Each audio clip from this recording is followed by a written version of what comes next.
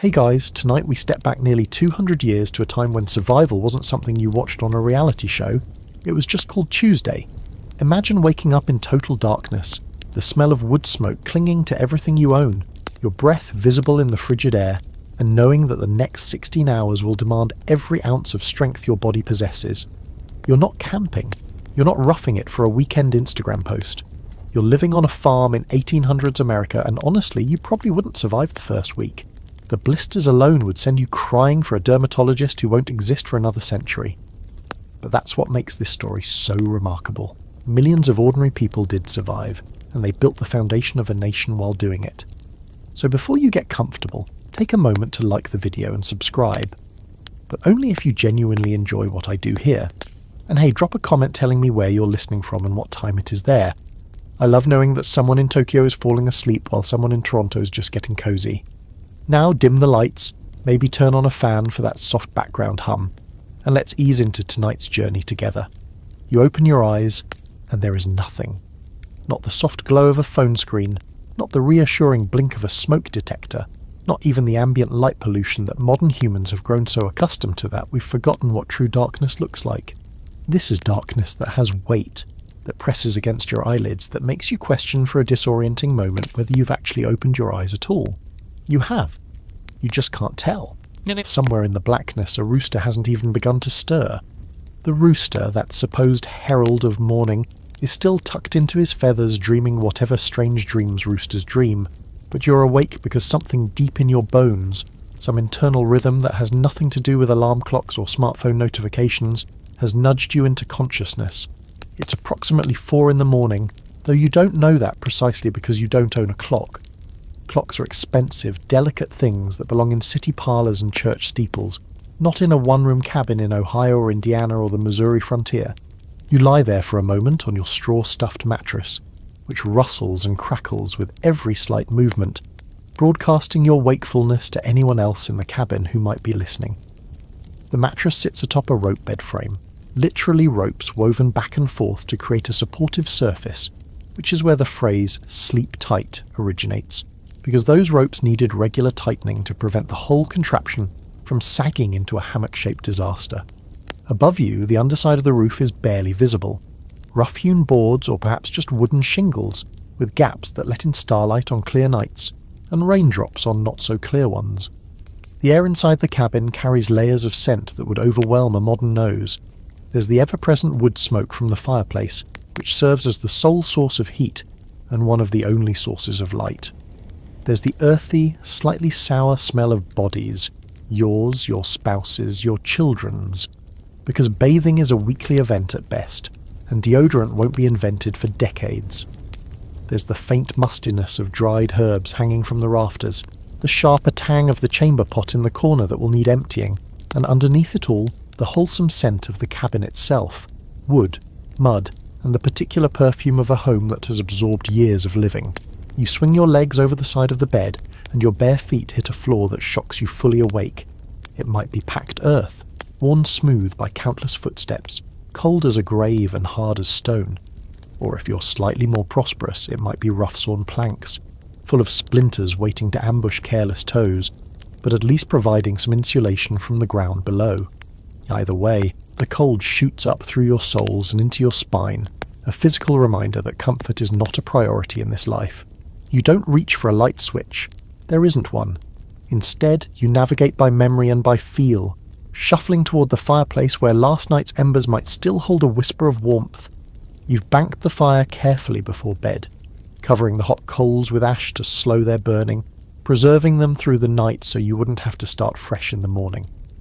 Starting a fire from scratch is tedious, time-consuming work involving flint and steel, or perhaps a friction-based method if you're out of flint, and nobody wants to do that when they're still half asleep and the temperature inside the cabin hovers somewhere around 40 degrees Fahrenheit. You kneel before the hearth, reaching for the poker to stir the ashes. There, a faint orange glow, beautiful and precious, the difference between a relatively easy morning and a frustrating one. You add kindling carefully, tiny twigs and wood shavings, blowing gently to coax the embers back to life. The flame catches, small and tentative at first, then growing, casting dancing shadows across the cabin walls.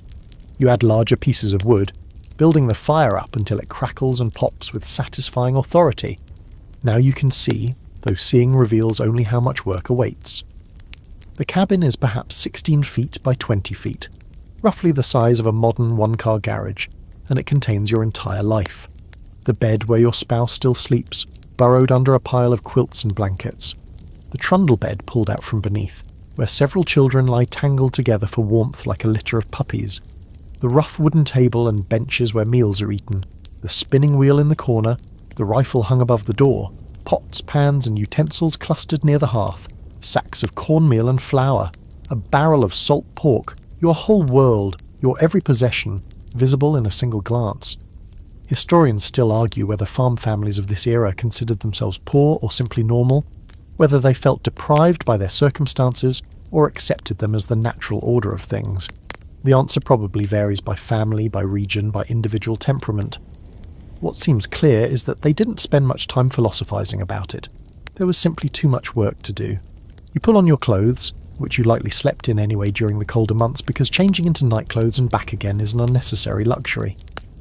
The clothes themselves deserve a moment of appreciation, or perhaps sympathy. Wool trousers held up by suspenders, a linen or cotton shirt that has been washed so many times. It's worn nearly translucent in places. Wool socks knitted by your wife or mother or grandmother, and heavy boots that you've greased with tallow to keep them somewhat waterproof. Everything is slightly stiff, slightly scratchy, slightly uncomfortable by modern standards, but everything is also durable, made to last for years, patched and mended until the patches themselves need patching. Here's a quirky detail that might surprise you. The colour of your clothes tells a story about your economic status and geographic location. Natural dyes were expensive and labour-intensive, so the very poor often wore clothing in shades of unbleached linen, a sort of dingy off-white, or the natural brown and grey of undyed wool. Butternut, a yellowish-brown dye made from walnut hulls, was popular among frontier farmers because the materials were free and abundant. Blue, particularly indigo blue, was somewhat more prestigious and would become associated with the working class only later in the century. If you saw someone wearing bright red or deep purple, you knew immediately that they had money because those dyes were imported and costly. But you're not thinking about dye chemistry right now. You're thinking about the cow. The cow needs milking. She needed milking yesterday, she needs milking today, and she will need milking tomorrow. And if you neglect this duty even once, you will regret it in ways that involve mastitis, ruined udders, and the loss of a valuable animal. Cows on 1800s farms weren't pets. They were survival. Milk meant butter, cheese, and cream. Milk meant calories for growing children. Milk meant something to trade with neighbours or sell at the market if you were lucky enough to live near one. The cow does not care that you're tired, that it's still dark outside, that the path to the barn is frozen mud that will cake on your boots and make every step treacherous. The cow has a schedule and you exist to serve it. You step outside the cabin door and the cold hits you like a physical force. In summer, this moment would be pleasant. Cool morning air, birdsong, the first grey hints of dawn on the eastern horizon. In winter, this moment is an assault, the kind of cold that makes your lungs seize and your nose hairs freeze and your eyes water. You don't linger. You don't admire the stars scattered across the velvet sky, though they are magnificent, unsullied by light pollution, a glittering canopy that modern humans pay good money to travel to remote deserts to see. You put your head down and walk toward the barn. The barn is perhaps your second most important structure, after the cabin itself. Some families build the barn first and live in it temporarily while constructing the house. That's how important animal shelter is to the survival equation. Inside, the air is warmer, heated by the bodies of the animals themselves. The cow, a pig or two, maybe chickens roosting in the rafters, perhaps a horse if you're prosperous, or a pair of oxen if you're practical. The smell is powerful, hay and manure and animal musk. But it's not unpleasant to you because it represents wealth, security, food, transportation, labour. You settle onto the three-legged milking stool positioning the wooden bucket beneath the cow's udder. Your hands are cold and the cow shifts irritably at your touch. She doesn't appreciate cold hands any more than you would. You warm them for a moment against her flank, feeling the heat radiating from her massive body, and then you begin the rhythmic squeeze and pull that will fill the bucket with steaming milk. The sound is almost musical. the alternating streams hitting the bucket bottom and then the rising pool of liquid, changing pitch as the bucket fills. This is your morning. This is every morning. You will milk this cow approximately 700 times this year, and you will do it again next year, and the year after that.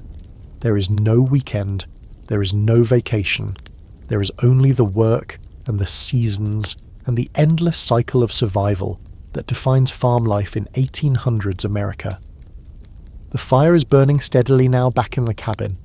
Your spouse is stirring, beginning her own equally demanding set of morning tasks. Your children are waking, groaning, reluctant, exactly like children in every century before and since. The day is beginning, and you're already tired. The cabin where you spend your nights, your meals, your illnesses, your arguments, your tender moments, and nearly every other aspect of your existence was not built by contractors or architects, or anyone who had ever seen a blueprint. It was built by hands, your father's hands, your neighbour's hands, using tools that would seem almost comically primitive to a modern carpenter. Axes, adzes, augers, and not much else. The structure standing around you right now represents weeks or months of exhausting labour, countless blisters, probably a few injuries, and the collaborative effort of an entire community. And yet, by modern standards, it would fail virtually every building code ever written. Let's talk about how this cabin came to be. The process begins with trees. Lots of trees. The eastern half of North America in the early 1800s is essentially one vast forest, which presents both an opportunity and an obstacle. The opportunity is obvious. Unlimited building material, free for the taking, no trip to the lumberyard required. The obstacle is equally obvious. Before you can farm the land, you have to clear it, and clearing land in an era before chainsaws is one of the most brutally demanding tasks a human being can undertake. Historians estimate that a single farmer, working alone with only an axe, could clear perhaps 1 to 2 acres of heavily wooded land per year. That's a lot of trees, but those trees, once felled, don't go to waste. You select the straightest, soundest trunks, usually between 8 and 12 inches in diameter, and you notch them at the end so they'll lock together at the corners. There are various notching styles: saddle notches, V-notches, dovetail notches, each with advantages and disadvantages depending on your skill level and the intended permanence of the structure. A skilled axeman can notch a log in perhaps 30 minutes. An unskilled one might take considerably longer and produce a considerably sloppier result. The logs are then stacked one atop another, the notches fitting together like Lincoln logs, which, if you've ever played with those as a child, you now understand were directly inspired by this construction method. A one-room cabin might require 60 to 80 logs, depending on the length of the walls and the height you're aiming for. Each log weighs hundreds of pounds. Moving them into position requires multiple people, ropes, poles used as levers, and an intimate acquaintance with the physics of heavy objects. This is where neighbours become essential, and we'll talk more about that communal labour later. Here's the thing about log construction that isn't immediately obvious. Logs are round, and round objects don't stack neatly. There are gaps between them, significant gaps, sometimes several inches wide, and those gaps will let in wind, rain, snow, insects, and pretty much anything else that wants to get inside your home. The solution is chinking, a process of filling those gaps with whatever materials are available. The most common approach uses a combination of wooden wedges, clay or mud, dried moss, and sometimes animal hair mixed into the clay for reinforcement. Some families use a lime-based mortar if they can get it, which is more durable but more expensive. The chinking needs regular maintenance, typically annually, because it shrinks, cracks, and falls out over time. The floor beneath your feet, as we mentioned earlier, might be packed earth. Literally dirt that has been wetted, compacted, and worn smooth by use. This sounds terrible to modern sensibilities, but it's surprisingly practical. Cool in summer, easy to maintain, and when it gets dirty, you just sweep it out the door. Some families improve their dirt floors by mixing in ox blood, which as it dries creates a harder, more durable surface with a dark, polished appearance. Yes, you read that correctly. Ox blood floors. The 19th century was not for the squeamish. Puncheon floors, the step up from dirt, are made by splitting logs in half lengthwise and laying them flat side up. The resulting surface is uneven, full of splinters, and prone to developing gaps as the wood shrinks, but it's considered a significant improvement. Planed board floors represent the next tier of luxury, and the sawn lumber floors, smooth, even relatively comfortable, are the mark of genuine prosperity that most frontier families could only dream of. The roof presents its own engineering challenges. The simplest approach is the single pitch or shed roof. Boards or shingles laid across rafters that slope in only one direction, allowing rain and snow to run off one side. More common is the gable roof with two slopes meeting at a central ridge, which sheds water better and creates a larger interior space. Roofing materials vary by region and resources. Wooden shingles split from cedar, oak, or whatever's available. Sod or turf in prairie regions where timber is scarce. Thatch in areas with suitable grasses, or even bark stripped from large trees and weighted down with poles. None of these roofing methods are waterproof. Not really. They're water resistant at best, and that resistance degrades rapidly with weather exposure. A well-maintained wooden shingle roof might last 10 to 15 years before needing replacement. A poorly maintained one might start leaking within months. Many families keep buckets positioned strategically around the cabin interior, ready to catch drips during rainstorms. An imperfect solution, but the only practical one. The fireplace is the heart of the home, both literally and figuratively. It provides heat, light, and the only means of cooking. Building a proper fireplace requires some skill, because a poorly designed one will fill your cabin with smoke, refuse to draw properly, and potentially catch fire in a catastrophic way. The firebox is typically constructed from stone if available, or from clay-covered logs if stone is scarce. An arrangement that sounds terrifyingly flammable, and sometimes proves to be exactly that. The chimney rises above the roofline, built wide at the base and tapering toward the top to create proper draft, lined with clay or mortar to resist heat. A quirky, historical footnote. The keeping room fireplace common in earlier colonial homes often featured an enormous hearth, sometimes 8 or 10 feet wide, with a cavernous interior where a person could literally stand upright. These massive fireplaces consumed staggering amounts of wood. Some estimates suggest 15 to 20 cords per year for a large colonial hearth, which translates to cutting, splitting, and hauling roughly 50 tons of timber annually just to keep warm.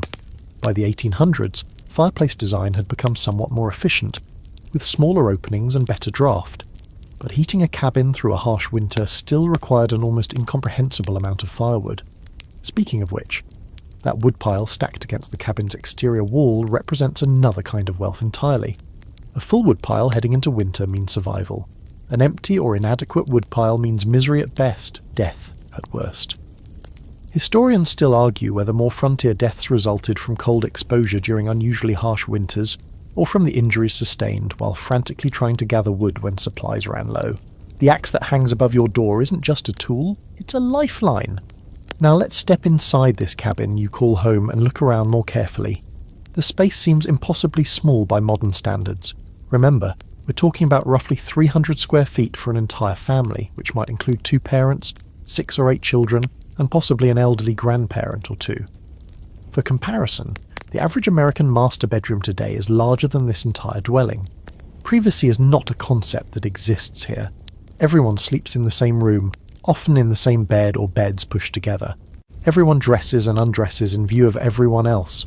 Every conversation, every argument, every intimate moment occurs within earshot of the whole family. The furniture is sparse and utilitarian. The bed frame we mentioned earlier, wooden posts connected by ropes woven in a crosshatch pattern, topped with a mattress stuffed with straw, corn husks or, if you're lucky, feathers. The mattress needs regular restuffing as its contents compress and break down. Fresh straw makes a surprising difference in sleeping comfort. Blankets and quilts pile on top, layered for warmth, each one representing hours of spinning, weaving, and stitching. A trundle bed stores beneath the main bed during the day, pulling out at night for children, sliding back to save precious floor space by morning. The table is a slab of wood on legs, simple as can be, perhaps with a smooth top if someone took the time to plane it. Benches rather than chairs are the seating of choice. Easier to build, more space efficient, and perfectly functional if somewhat uncomfortable for long sits. A chair with a back is a minor luxury. A rocking chair is practically an heirloom, often given as a wedding gift and used for decades. Storage happens on pegs and shelves and hooks. Everything hangs: clothing, tools, herbs, dried peppers, strings of onions, the rifle, the powder horn, the hunting bag. The walls of a well-established cabin bristle with useful objects, organised by frequency of use, accessible without bending or searching.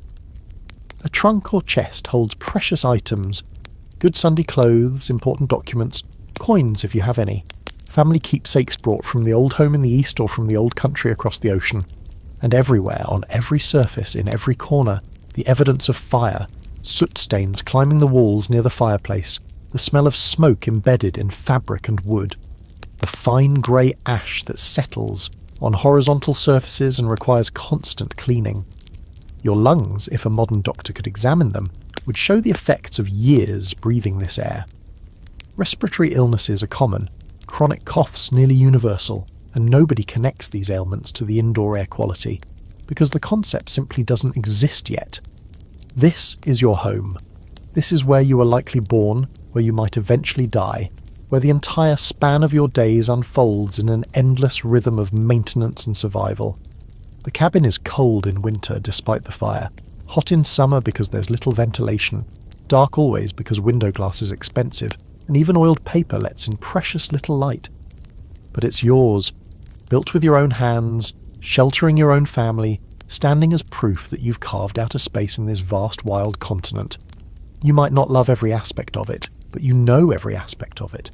You know which floorboard creaks, which corner leaks during heavy rain, which spot by the fire is warmest, which way to position yourself on the bed to avoid the sag in the ropes. This cabin and you have shaped each other, adapted to each other, become interdependent in ways that a modern person with their abstract relationship to shelter could never fully understand. And now the fire is burning steadily. The cabin is warming, and outside the window, or the oiled, paper-covered opening where a window should be, the first grey hint of dawn touches the eastern sky. The day is beginning in earnest. The smell reaches your nose before you've even fully committed to getting up from that rope-strung bed. It's cornmeal mush, again, bubbling in the iron pot that hangs from the crane over the fire. Your spouse has beaten you to the hearth this morning, stirring the thick porridge-like substance with a wooden spoon worn smooth by years of use. Breakfast in 1800s. America doesn't involve complicated decisions about avocado toast versus overnight oats. Breakfast is whatever you have, prepared however you can, and eaten as quickly as possible so you can get on with the business of not dying. Let's talk about what you're eating and why. The concept of 3 distinct meals per day, breakfast, lunch, and dinner, is still solidifying in American culture during this period, and for farm families the distinctions often blur into a continuous grazing pattern interrupted by whatever the work schedule demands. But mornings generally feature something warm and filling, designed to fuel the brutal labour ahead. That cornmeal mush, known by various regional names including hasty pudding in New England and simply mush pretty much everywhere else, represents the baseline of frontier cooking. Ground corn, water, maybe a little salt if you have it. Cook until thick. Eat. You might be wondering, doesn't that get boring? Yes, absolutely yes. Unimaginably, soul-crushingly boring. Some historians estimate that cornmeal products constituted up to 75% of the frontier diet, which means you're eating corn in some form at almost every meal, corn mush for breakfast, cornbread for lunch, corn cakes for dinner, corn pone, corn dodgers, johnny cakes, hoe cakes, different names and slight variations, but all fundamentally the same ingredient prepared slightly differently to create the illusion of variety. Here's why corn dominates so completely. It's easy to grow, produces high yields per acre, stores well when dried, grinds into flour without sophisticated equipment, and provides decent calories and nutrition. Indigenous peoples had perfected corn cultivation over thousands of years, and European settlers adopted both the crop and many preparation techniques from Native American neighbours, though they rarely credited this knowledge transfer. Corn could be planted among tree stumps in newly cleared land, tolerating partial shade that would doom wheat or barley. Corn didn't require ploughing to the same degree as other grains. Corn, in short, was the frontier's best friend. But corn alone lacks certain essential nutrients, particularly niacin in its bioavailable form, which is why frontier families who relied too heavily on corn without proper preparation sometimes developed pellagra, a nasty condition involving skin rashes, digestive problems, and eventually dementia. Native American traditions often included nixtamalization, treating corn with an alkaline solution like wood ash water or lime, which releases the niacin and makes the corn dramatically more nutritious. Many European American settlers didn't adopt this practice, to their detriment. Historians still argue whether the pellagra outbreaks documented in later southern history had their roots in these early dietary patterns established on the frontier. But your cornmeal mush isn't the whole breakfast. If you're fortunate, and fortune varies wildly depending on season, livestock health, and economic circumstances, there might be additional items on the table. Milk, fresh from this morning's milking, still warm and slightly foamy. Butter, churned a few days ago and stored in the cold cellar or spring house. Golden yellow if the cows have been eating fresh grass, pale and wan if they've been on winter hay. Eggs, if the chickens are laying scrambled in a skillet or simply boiled. And protein, the real treasure, in the form of salt pork or bacon. Let's pause on salt pork because it's going to appear in nearly every meal we discuss, and understanding it helps understand frontier life. When you slaughter a pig in late autumn, timing it for cold weather so the meat doesn't spoil during processing, you face a fundamental problem. You've just produced perhaps 200 pounds of pork and you have no refrigerator. Some of it gets smoked, becoming bacon and ham, preserved by the combination of salt curing and exposure to wood smoke. But much of it gets packed into barrels with massive quantities of salt, transforming into salt pork, intensely salty, densely fatty, shelf-stable for months or even years under the right conditions. Salt pork doesn't taste great. Let's be honest about this. By modern standards, it's overwhelmingly salty, fairly tough, and possesses a preserved quality that sits somewhere between bacon and shoe leather. But it's protein and fat, precious commodities in a world where every calorie counts, and it appears on frontier tables with monotonous regularity. You fry it to render out the fat, which becomes your cooking grease for everything else. The fried meat itself goes on the plate, chewy and dense, alongside your cornmeal mush. Here's a quirky detail. Salt pork was so central to the American diet that during the Civil War 50 years later, Union soldiers received it as a regular ration under the name sow belly, and they complained about it with the same resignation that frontier families probably felt generations earlier. Some things never change. Now, about that milk. Modern milk arrives pasteurized, homogenized, chilled, and generally safe to drink straight from the container. Your milk has experienced none of these processes.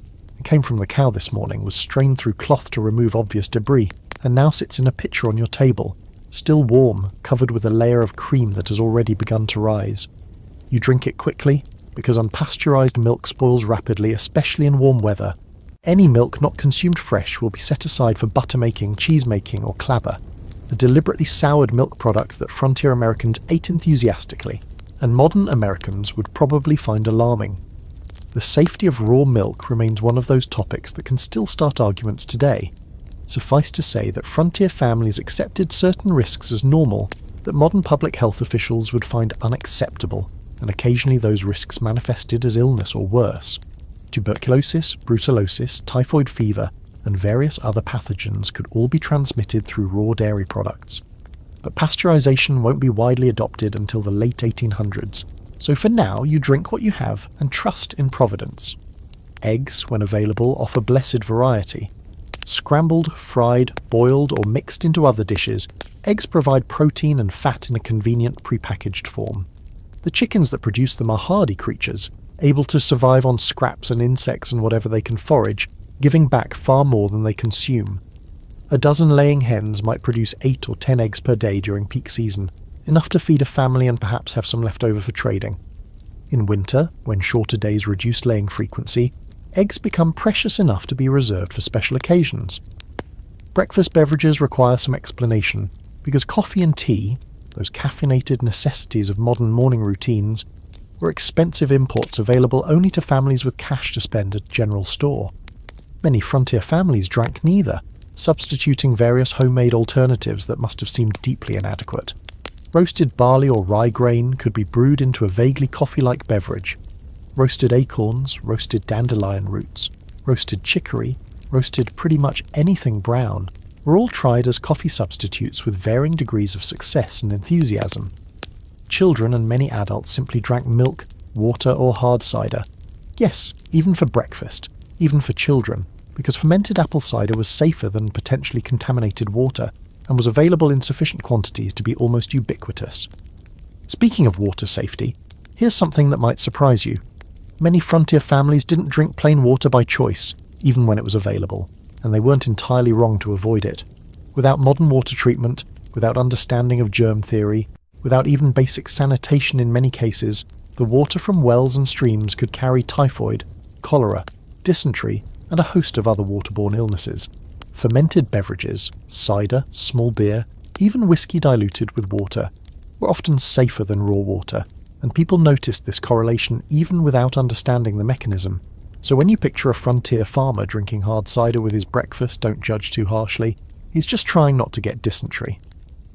The family gathers around the table now, crowded onto benches, elbows bumping, everyone reaching for food with the particular urgency of people who work hard and eat fast.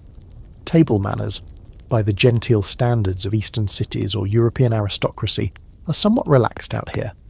You eat with your fingers if no utensils are available, you talk with your mouth full, you prioritise efficiency over elegance. The meal might last 15 minutes, maybe 20 if someone has news to share or a decision to debate. Then the dishes get scraped, stacked, and added to the basin of tasks that will be addressed later, because right now there's work to do. Before you step away from the table, though, look at what's not there. Fresh fruit, unless you've dried it or preserved it in some way. Available only seasonally and briefly when trees are bearing. Fresh vegetables, same situation. The kitchen garden produces abundantly in summer and early fall, but by winter you're down to whatever you manage to preserve. Sugar, that modern omnipresence, is expensive enough that many frontier families use it only for special occasions, sweetening their everyday food with honey, maple syrup or molasses if they use sweetener at all. Wheat bread, that soft fluffy stuff from commercial bakeries, requires wheat flour, which requires either growing wheat yourself or buying it. Both challenging propositions on the frontier where corn is king. The monotony of the frontier diet is hard to overstate. Imagine eating essentially the same 3 or 4 foods, prepared essentially the same ways, for weeks and months and years on end. Imagine the excitement when something different appeared on the table. Fresh venison from a successful hunt, a basket of wild berries, a rare purchase of coffee or sugar from the store. Imagine how those small variations must have tasted like treasure, like celebration, like proof that life contained occasional pleasures amid the endless work. But right now, your stomach is full of cornmeal mush and salt pork and whatever else was available, and that fullness represents success. You've fueled your body for the morning's labours. The work awaits, demanding and relentless as always. And somewhere in your mind, you're already thinking about what you'll eat for dinner tonight. Probably cornmeal mush and salt pork, and maybe, if the garden cooperated, some beans. It's going to be a long day. The well sits approximately 40 yards from your cabin door, close enough to be practical, far enough to be inconvenient, positioned with careful attention to factors that most modern people have never had to consider. Water, that substance so easily summoned today by the twist of a faucet, represents one of the most time-consuming and physically demanding aspects of daily life on an 1800s farm.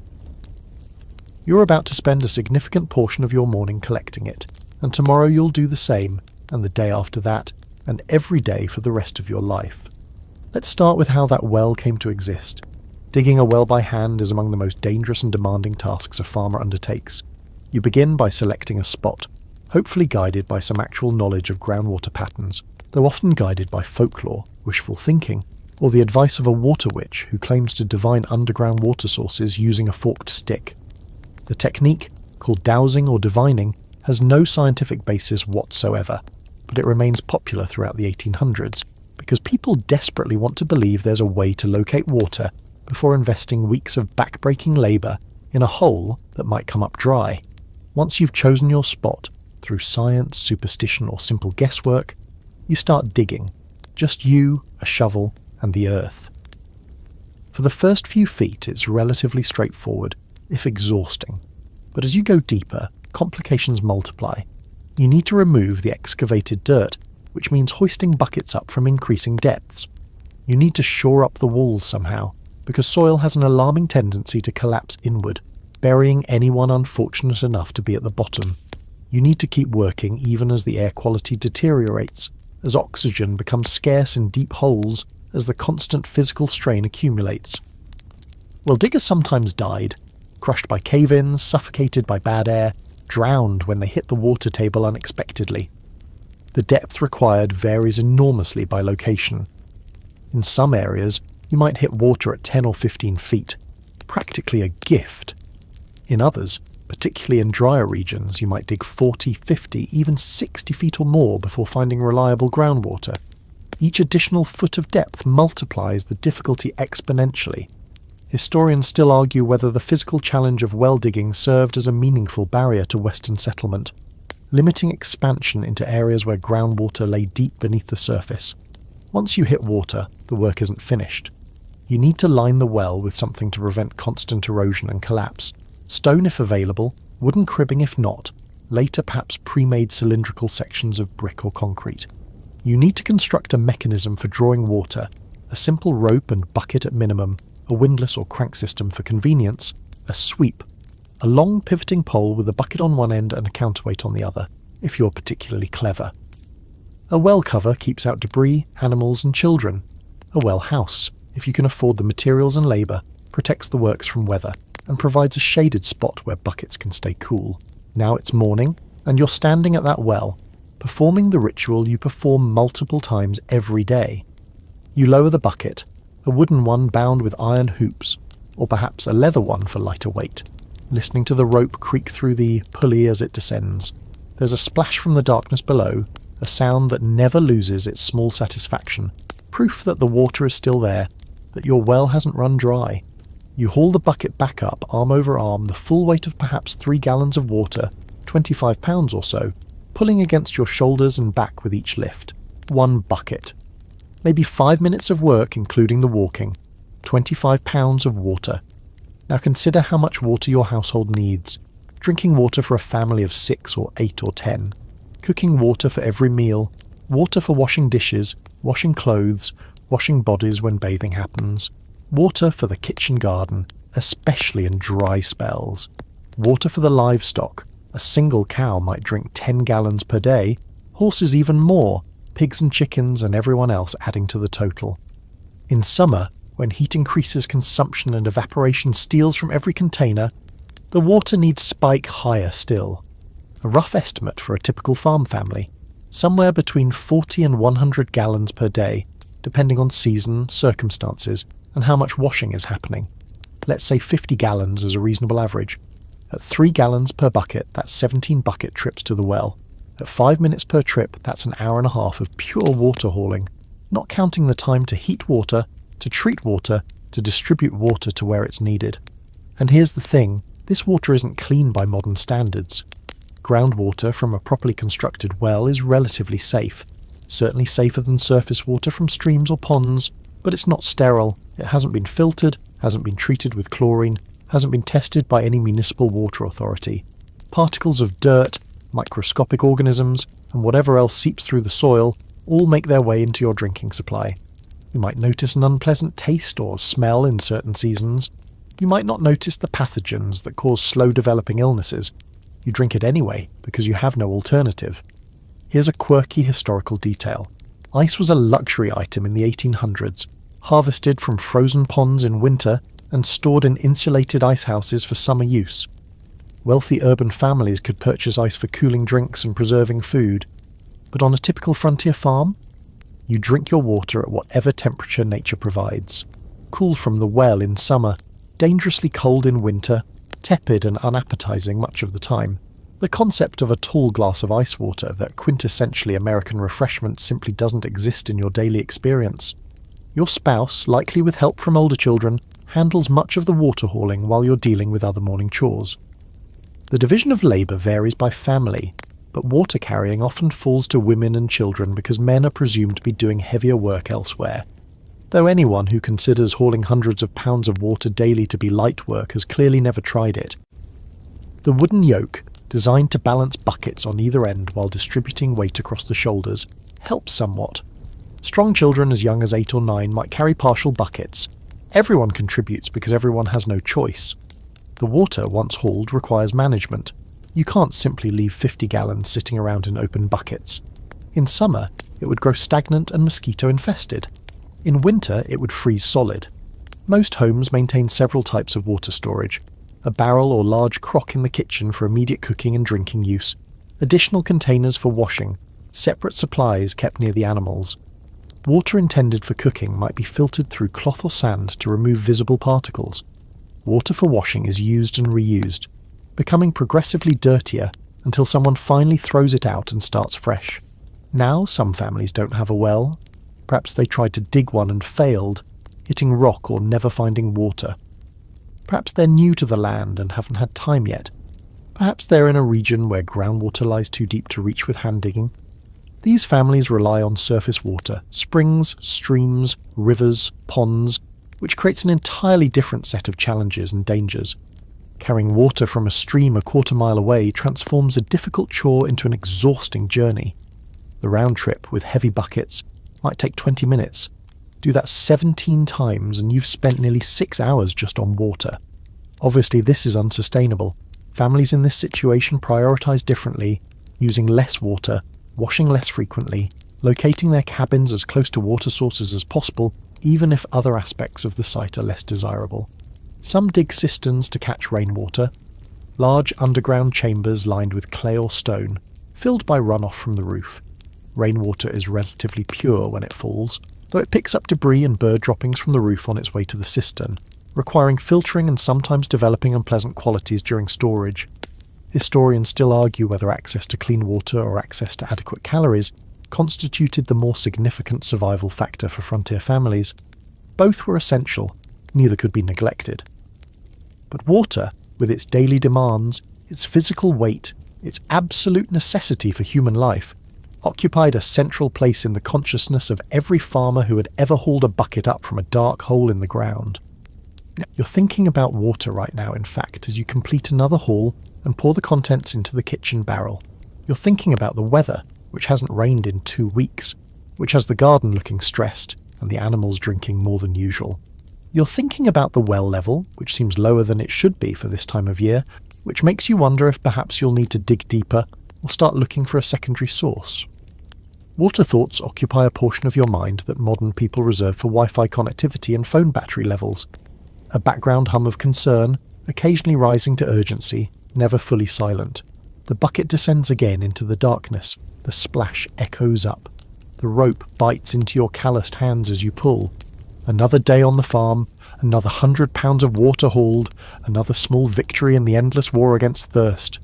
The small figure trudging beside you toward the barn isn't merely your child, she's your co-worker, your apprentice, your economic asset, and possibly your retirement plan all wrapped into one. She's 7 years old and she's been doing meaningful farm work for at least 2 years already. The notion of childhood as a protected period of play and education, insulated from adult responsibilities, simply doesn't exist out here. Children are small adults with limited experience, and they're expected to contribute to family survival from the moment they're physically capable. This isn't cruelty, this is necessity dressed in the clothing of the era. Let's examine what work looks like for children on an 1800s farm, starting with the youngest and moving up through the age ranges. A child of 4 or 5 begins with simple tasks: carrying kindling to the woodpile, gathering eggs from the henhouse, holding the yarn while mother winds it into balls, keeping the baby entertained so adults can work without interruption. These tasks require minimal skill and minimal strength, but they contribute to the household economy in measurable ways. They also begin the training process that will eventually produce competent adult farmers. By 6 or 7, tasks escalate significantly. Your daughter, walking beside you now, can milk a cow, not as quickly or as thoroughly as an adult, but competently enough that her contribution matters. She can feed the chickens, the pigs, the calf. She can draw water from the well if someone has already filled the bucket for her. She can weed the garden, distinguishing, mostly, between vegetables and unwanted plants. She can help with food preservation, shelling beans, slicing apples for drying, turning the butter churn. She can mind younger siblings with genuine responsibility, keeping them out of the fire and out of the well, and out of the 100 other dangers that surround a farm child. Your son, at 9, works alongside you in the fields during planting and harvest. He can handle an axe for smaller chopping tasks, not felling full-grown trees, but processing kindling and clearing brush. He can lead the horse or oxen while you guide the plough, a job that requires attention and consistency but not great strength. He can hunt small game, squirrels, rabbits, birds, anything that adds protein to the family table. He can fish, set snares, check the traps you've laid along the forest edge. He can ride to the neighbour's farm with a message or to the general store with a list, trusted to complete transactions and return with change. Here's a historical fact that might surprise you. The modern conception of child labour as something inherently exploitative is a remarkably recent development. Throughout most of human history, children worked as a matter of course, their labour essential to family survival in agricultural societies.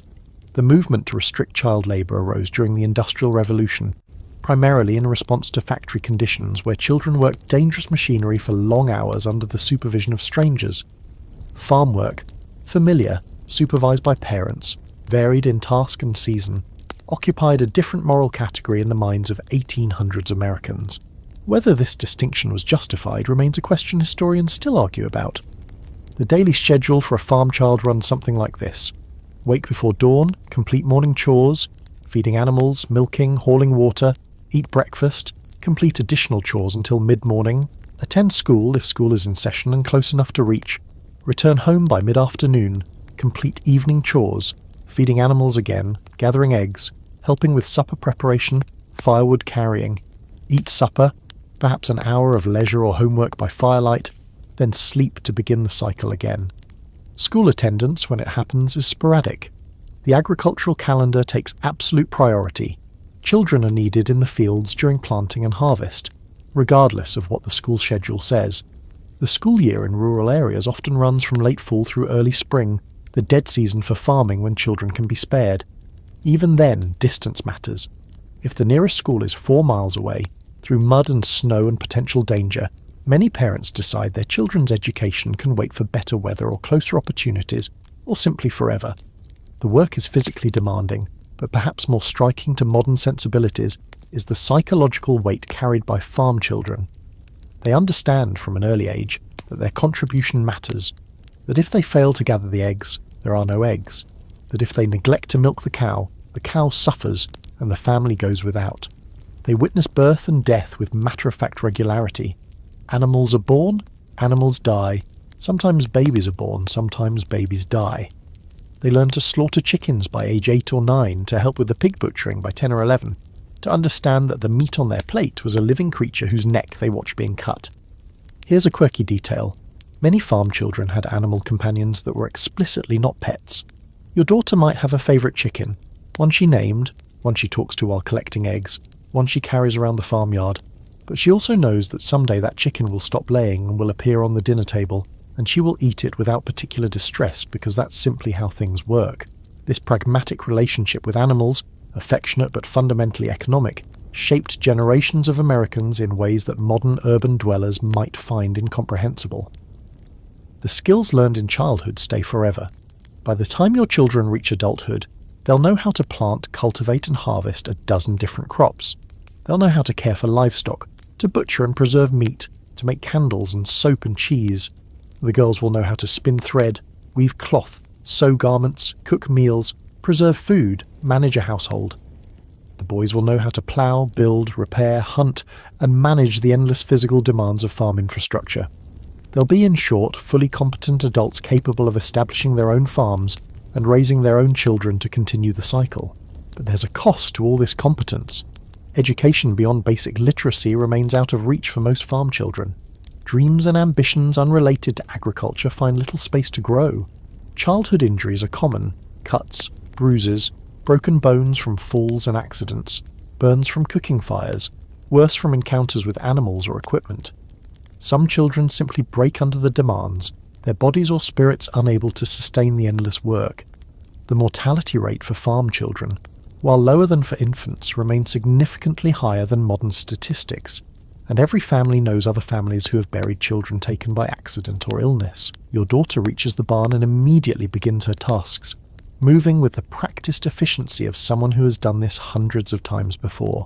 She talks to the cow while she milks, a steady, quiet stream of conversation that seems to calm both animal and child. She works the churn with rhythmic patience. She carries the milk pails carefully, knowing that spilled milk means wasted work and disappointed parents. She's 7 years old and she's essential. You watch her work and you feel What? Pride, certainly. Pride in her competence, her reliability, her growing skills, but also something more complicated. You know her life will likely follow your own pattern. Marriage in her mid-teens, children soon after, decades of the same demanding labour that fills your days. You might wish something different for her, some easier path, some opportunity beyond the farm. But you also know that the skills you're teaching her might save her life someday. That competence is the most valuable gift you can offer. That dreaming of other possibilities is a luxury you cannot afford. The sun is fully up now, slanting golden light through the barn doors. The animals are fed, the milking is done, the morning chores are largely complete. Your daughter carries the milk toward the house, where her mother waits to begin processing it. Your son has already disappeared toward the fields, checking on something, always busy, always needed. The family machine runs on their labour as much as yours. This is simply how survival works in 1800s America. This is how it has always worked, stretching back through centuries of agricultural society. The children grow up fast, grow up capable, grow up understanding that the world offers little charity and demands much effort. Someday, they'll teach their own children the same lessons.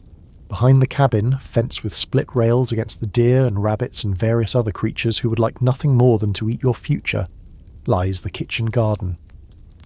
This small plot of cultivated ground, perhaps a quarter acre, perhaps less, falls primarily under your wife's domain, and its success or failure can mean the difference between adequate nutrition and slow starvation.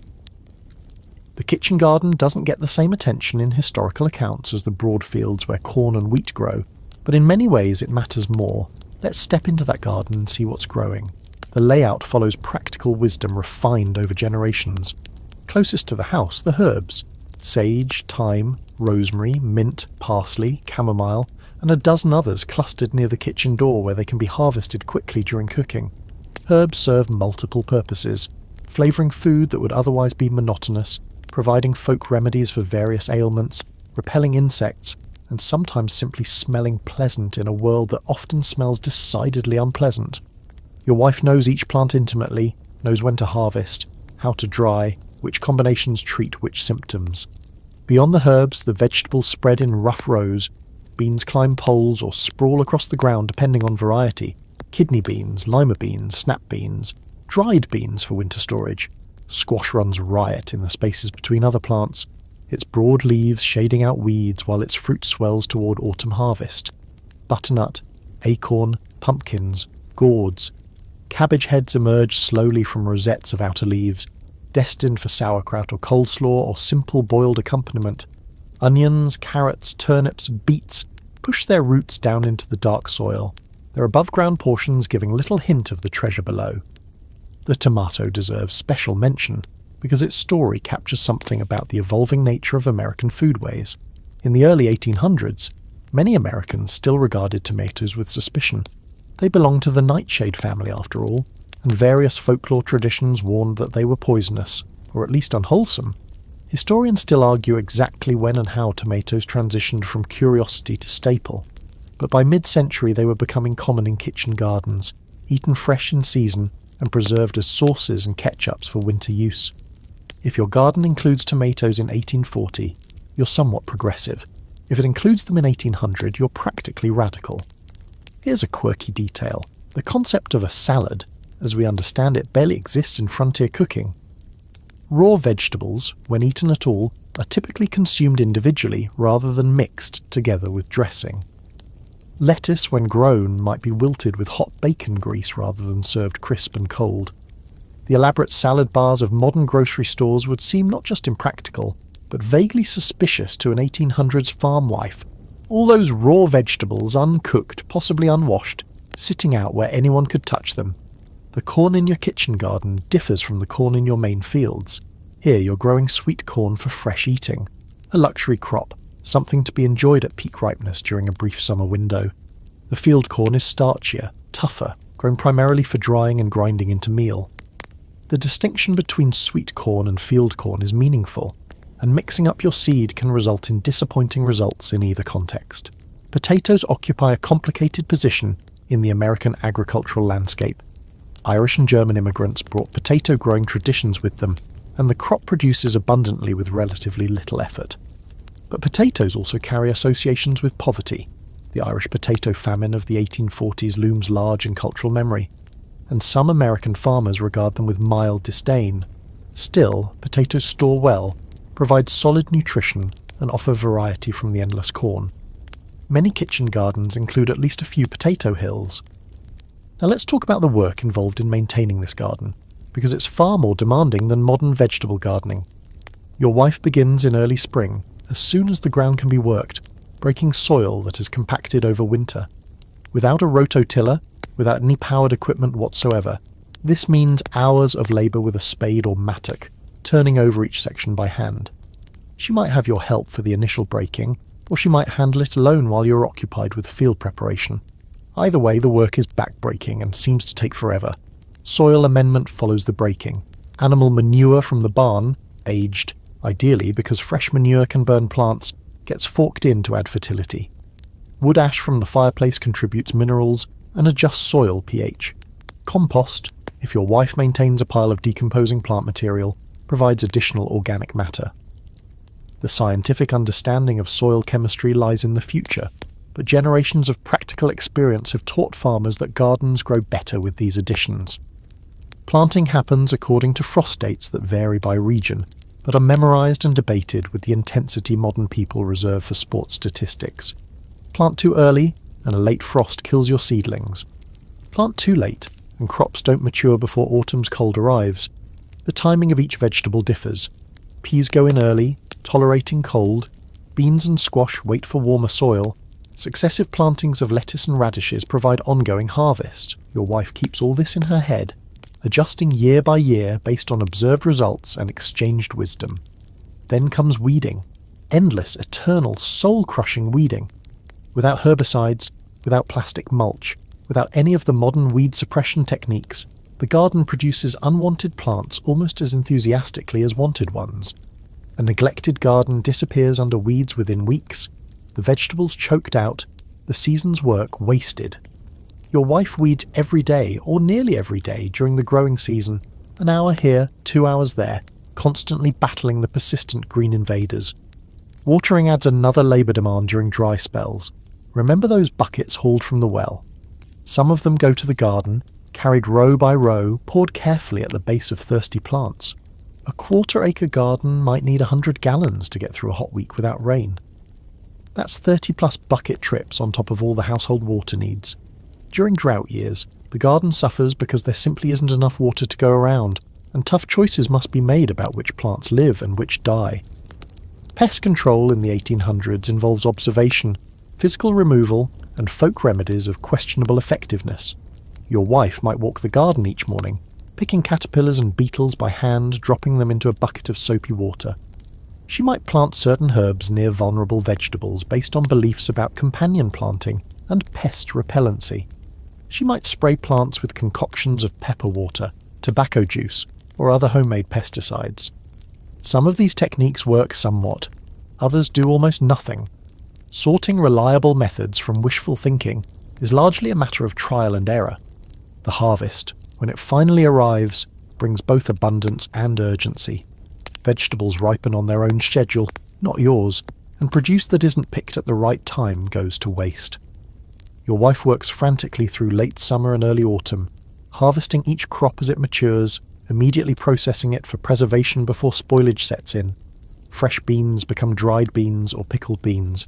Squash and pumpkins go to the root cellar. Cabbage transforms into sauerkraut. Herbs are cut and hung to dry. The kitchen becomes a preservation factory, and the work extends from dawn to well past dark. Historians still argue about the relative caloric contribution of kitchen gardens versus field crops to frontier family diets. By pure calories, the corn and wheat fields probably contributed more. But by nutrition, variety and quality of life, the kitchen garden mattered enormously. The vegetables grown there provided vitamins and minerals that prevented scurvy and other deficiency diseases. The variety prevented the psychological damage of eating nothing but cornmeal mush for months on end. The garden's success represented feminine competence and household management skill, a source of pride in a world that offered women few opportunities for public achievement. Your wife stands in her garden now, surveying the rows with an expert eye. She notes which plants are thriving, which struggling, which areas need water, which show signs of pest damage. This small plot of ground represents her particular contribution to family survival, her expertise, her responsibility. She talks to the plants sometimes, or talks to herself while working among them, finding in the garden a space that belongs to her in a way that little else does. The beans are nearly ready, the squash is coming along, the tomatoes, if you're growing them, are just starting to blush with colour. The harvest will be good this year. If the weather holds, if the pests stay manageable, if nothing unexpected goes wrong, the garden grows, the family survives, the cycle continues. The pig eyes you with what seems like suspicion as you approach with the slop bucket, but that's just how pigs look, eternally sceptical, perpetually convinced that you're up to something. This pig, along with its companions in the pen, represents one of the most important investments your farm makes each year. Livestock aren't pets out here. Their survival, economy, labour, and food supply all wrapped in hide and feathers. Understanding how frontier families manage their animals helps explain how anyone survived at all. Let's start with that pig, since you're already standing here. Pigs are miraculous creatures from a farming efficiency standpoint. They eat almost anything: kitchen scraps, garden waste, spoiled grain, roots, nuts, small animals, literally whatever they can fit in their mouths. And they convert that diverse diet into protein and fat with remarkable efficiency. A pig purchased or farrowed in spring can weigh 200 pounds or more by autumn, ready for slaughter when cold weather arrives. The meat preserves well through smoking and salting. The fat renders into lard for cooking and soap making. Even the intestines and bladder find uses in an economy that wastes nothing. Pigs also require relatively little infrastructure. Your pig pen is a rough enclosure of wooden rails, strong enough to contain animals that are more powerful and intelligent than they appear. Pigs don't need elaborate housing. A simple shelter to protect from extreme weather suffices. They don't need pasture in the traditional sense. They can forage in woods and waste areas, rooting for acorns and grubs and whatever else the earth provides.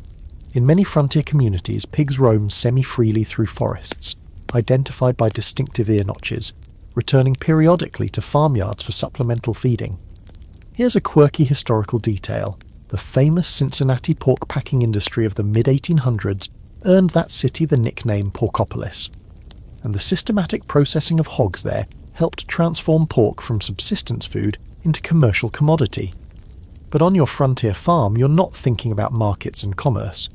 You're thinking about the 200 pounds of meat that pig represents, the lard for next year's cooking, the hams and bacon that will hang in your smokehouse through winter. The cow stands in her stall, chewing her cud with the meditative patience that characterises her species. You've already milked her this morning.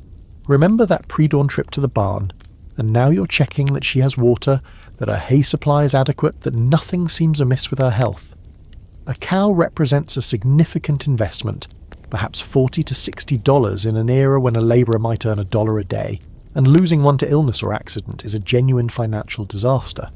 Cows provide milk, obviously, which becomes butter, cheese, cream, and direct nutrition for your family. But they also provide calves, one per year if breeding goes well, which can be raised for meat or sold for cash or kept to expand your herd. And at the end of their productive lives, cows provide beef and leather. The economics of cow keeping require careful calculation. The cost of winter feed, the labour of daily milking, the risk of disease, balanced against the steady stream of dairy products and eventual offspring. Your cow isn't a specialised dairy breed in the modern sense. Specialised breeding for milk production intensifies later in the 1800s and into the 1900s. For now, you likely have something descended from English cattle breeds, a general-purpose animal that produces modest amounts of milk, provides reasonable meat, and can even serve as a draft animal in a pinch. The enormous udders and bony frames of modern Holsteins would seem bizarre to you. Your cow looks more compact, more balanced, less like a milk-producing machine and more like, well, a regular cow. Chickens occupy the lowest rung of livestock prestige but contribute enormously to daily life. Your flock, perhaps a dozen hens and a rooster, provides eggs almost daily during laying season, meat when birds age out of production, feathers for pillows and mattresses, and a useful way to dispose of kitchen scraps and insect pests. Chickens practically feed themselves during warm months, scratching through the farmyard and surrounding areas for seeds, bugs, and whatever else they can find. In winter they need supplemental grain, but their demands remain modest compared to larger animals. The chicken coop is a simple structure. Wooden walls, a dirt floor, nesting boxes along one side where hens lay their eggs, roosting poles where the flock sleeps at night. Your main challenge with chickens isn't feeding them or housing them, it's protecting them from the endless parade of predators that view chickens as convenient meals. Foxes, hawks, raccoons, weasels, snakes and wandering dogs all take their toll on frontier flocks. You've lost birds to predators before and you'll lose more. It's simply the cost of chicken keeping in a world where predator control is imperfect. Historians still argue about the relative economic importance of different livestock species on frontier farms. Pigs provided the most meat per unit of investment. Cows provided steady dairy products and valuable offspring. Chickens provided daily protein through eggs. The optimal mix varied by region, climate, available feed, and family preference, but most farms maintained some version of all three. Let's talk about the horse in the paddock, assuming you have one, which isn't guaranteed. Horses are expensive, both to purchase initially and to maintain throughout their lives. A decent workhorse might cost $80 to $100, more than a cow, more than half a year's wages for a labourer. Horses eat prodigious amounts of food, particularly expensive grain rather than the grass and hay that satisfy cattle. Horses require more veterinary attention, more careful handling, more specialised equipment in the form of harnesses and saddles and shoes. So why do farmers keep horses? Transportation, primarily. Your horse carries you to the general store, to church, to the homes of distant neighbours.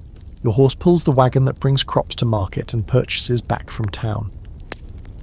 In regions with developed roads, horses provide speed and convenience that walking simply cannot match. Some farmers use horses for field work, ploughing and harrowing and such, though many frontier families prefer oxen for these tasks. Oxen deserve their own moment of appreciation. These castrated male cattle are slower than horses but stronger for their upkeep cost, more patient, more forgiving of inexperienced handling. Oxen eat hay and grass rather than expensive grain. Oxen can work rough, stumpy, newly cleared ground that would injure or frustrate a horse. When they eventually wear out or are no longer needed, oxen can be eaten, a practical consideration that doesn't apply to horses. Many frontier farms are built on oxen power, and the gradual transition to horses represents increasing prosperity and infrastructure development as much as any aesthetic preference. Your sheep, if you keep sheep, present their own challenges and rewards. Sheep provide wool for spinning and weaving, meat when slaughtered, and modest milk if you care to pursue sheep dairying. They also require substantial pasture, protection from predators, annual shearing, and regular attention to the foot problems and parasites that plague their species. Sheep make sense in regions with abundant grazing land and established textile traditions. They make less sense on heavily wooded frontier farms, where pasture is scarce and fabric can be purchased from the general store. The morning feeding rounds take you from animal to animal, assessing health, distributing food, checking water supplies, examining fencing for damage. You've learned to read livestock the way some people read books, noticing the subtle signs of illness, stress, injury, or contentment that distinguish healthy animals from troubled ones. A cow that doesn't finish her hay, a pig that seems listless, a chicken with drooping feathers. These observations demand attention because untreated problems escalate quickly in an era before antibiotics and modern veterinary medicine. Here's a quirky detail. Many farmers talk to their animals not just casually but constantly, maintaining running conversations through daily chores. Some believed, and some research today suggests they weren't entirely wrong, that animals responded to familiar voices, remaining calmer and more cooperative when addressed in soothing tones. The pragmatic farmer discovered that a cow milked with gentle talking produced more milk than one handled roughly and silently. The relationship between farmer and livestock, while ultimately economic, often contained genuine elements of affection and familiarity. Your animals are fed now, watered, checked, and temporarily released from your immediate attention.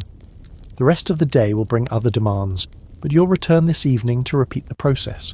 Feeding, watering, milking again, closing coops against predators, bedding down animals for the night.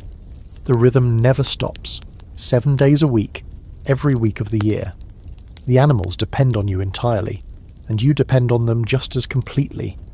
This mutual dependence defines farm life, creates its structure, gives purpose to its endless routines. The pig watches you leave with the same suspicious expression it wore when you arrived. Some things never change. Your hands grip the plough handles worn smooth by generations of use as you guide the metal blade through soil that resists every inch of progress. Ahead of you, an ox, patient, powerful, seemingly indifferent to your struggles, provides the pulling force that makes this work possible but not easy. Behind you stretches a single furrow, dark earth turned to the sky, and ahead lies the rest of the field, waiting. This is planting season, and corn is going in the ground. Let's understand why corn dominates your agricultural life so completely. Corn, or maize, as botanists call it, arrived in North America via a remarkable journey from its origins in ancient Mexico, where indigenous peoples domesticated it from a wild grass called teosinte over thousands of years of careful selection. By the time European colonists arrived, corn cultivation had spread throughout the continent, with countless varieties adapted to different climates, growing seasons and uses. Native Americans taught struggling colonists how to plant corn, how to tend it, how to prepare it for eating, essentially saving early settlements from starvation. The debt that American agriculture owes to indigenous corn knowledge cannot be overstated, though it frequently goes unacknowledged. You plant corn because it works. Consider the alternatives. Wheat requires better soil preparation, careful seeding at proper depth, and relatively clean fields. Difficult conditions to achieve on newly cleared frontier land full of roots and stumps. Oats and barley have similar requirements. Rice needs standing water. European crops expect European conditions, and the rough frontier offers something quite different. But corn tolerates chaos. You can plant corn among stumps, in partially cleared land, using techniques that would doom other grains. Corn grows tall enough to compete with weeds. Corn produces abundantly, perhaps 20 to 40 bushels per acre depending on conditions, providing enough calories to sustain families through long winters. The planting method you're using now reflects these practical realities. Rather than the neat mechanized rows of modern agriculture, you're creating hills, mounds of soil about 4 feet apart in each direction, into which you'll plant several corn seeds along with beans and squash. This Three Sisters technique, borrowed directly from Native American practice, creates a mutually beneficial planting system. Corn stalks provide support for climbing bean vines, beans fix nitrogen in the soil that feeds the corn, and squash leaves shade the ground to suppress weeds and retain moisture. It's an elegant solution refined over centuries, and you'd be a fool not to use it. Here's a historical fact that might surprise you. The hybrid corn varieties that dominate modern agriculture didn't exist until the 20th century. Your corn is an open-pollinated variety, meaning it reproduces naturally, and you can save seed from this year's harvest to plant next year. The seeds your family has been planting may represent generations of selection. Your grandmother saving kernels from the best ears, your father continuing the tradition, the variety slowly adapting to your particular farm's conditions. This genetic heritage has real value, and losing it to a failed harvest or careless storage represents a genuine setback. The plough you're guiding is a remarkably simple tool, essentially a blade attached to handles and a frame designed to cut into soil and turn it over. The moldboard plough, with its curved metal surface that lifts and inverts the soil, represents a significant improvement over earlier scratch ploughs that merely disturbed the ground surface. You might be using a cast iron plough, which holds an edge better than wrought iron, but is heavier and more prone to cracking. Later in the century, steel ploughs will transform prairie farming by slicing through tough grassland soil that defeats iron implements, but that innovation hasn't reached your farm yet, or hasn't become affordable. Now let's talk about the actual physical experience of ploughing, because it's far more demanding than it looks. Your ox walks forward at perhaps 2 miles per hour, a slow, steady pace that it can maintain for hours. Your job is to keep the plough blade at proper depth, neither too shallow, which fails to adequately prepare the soil, nor too deep, which exhausts the animal and accomplishes nothing extra.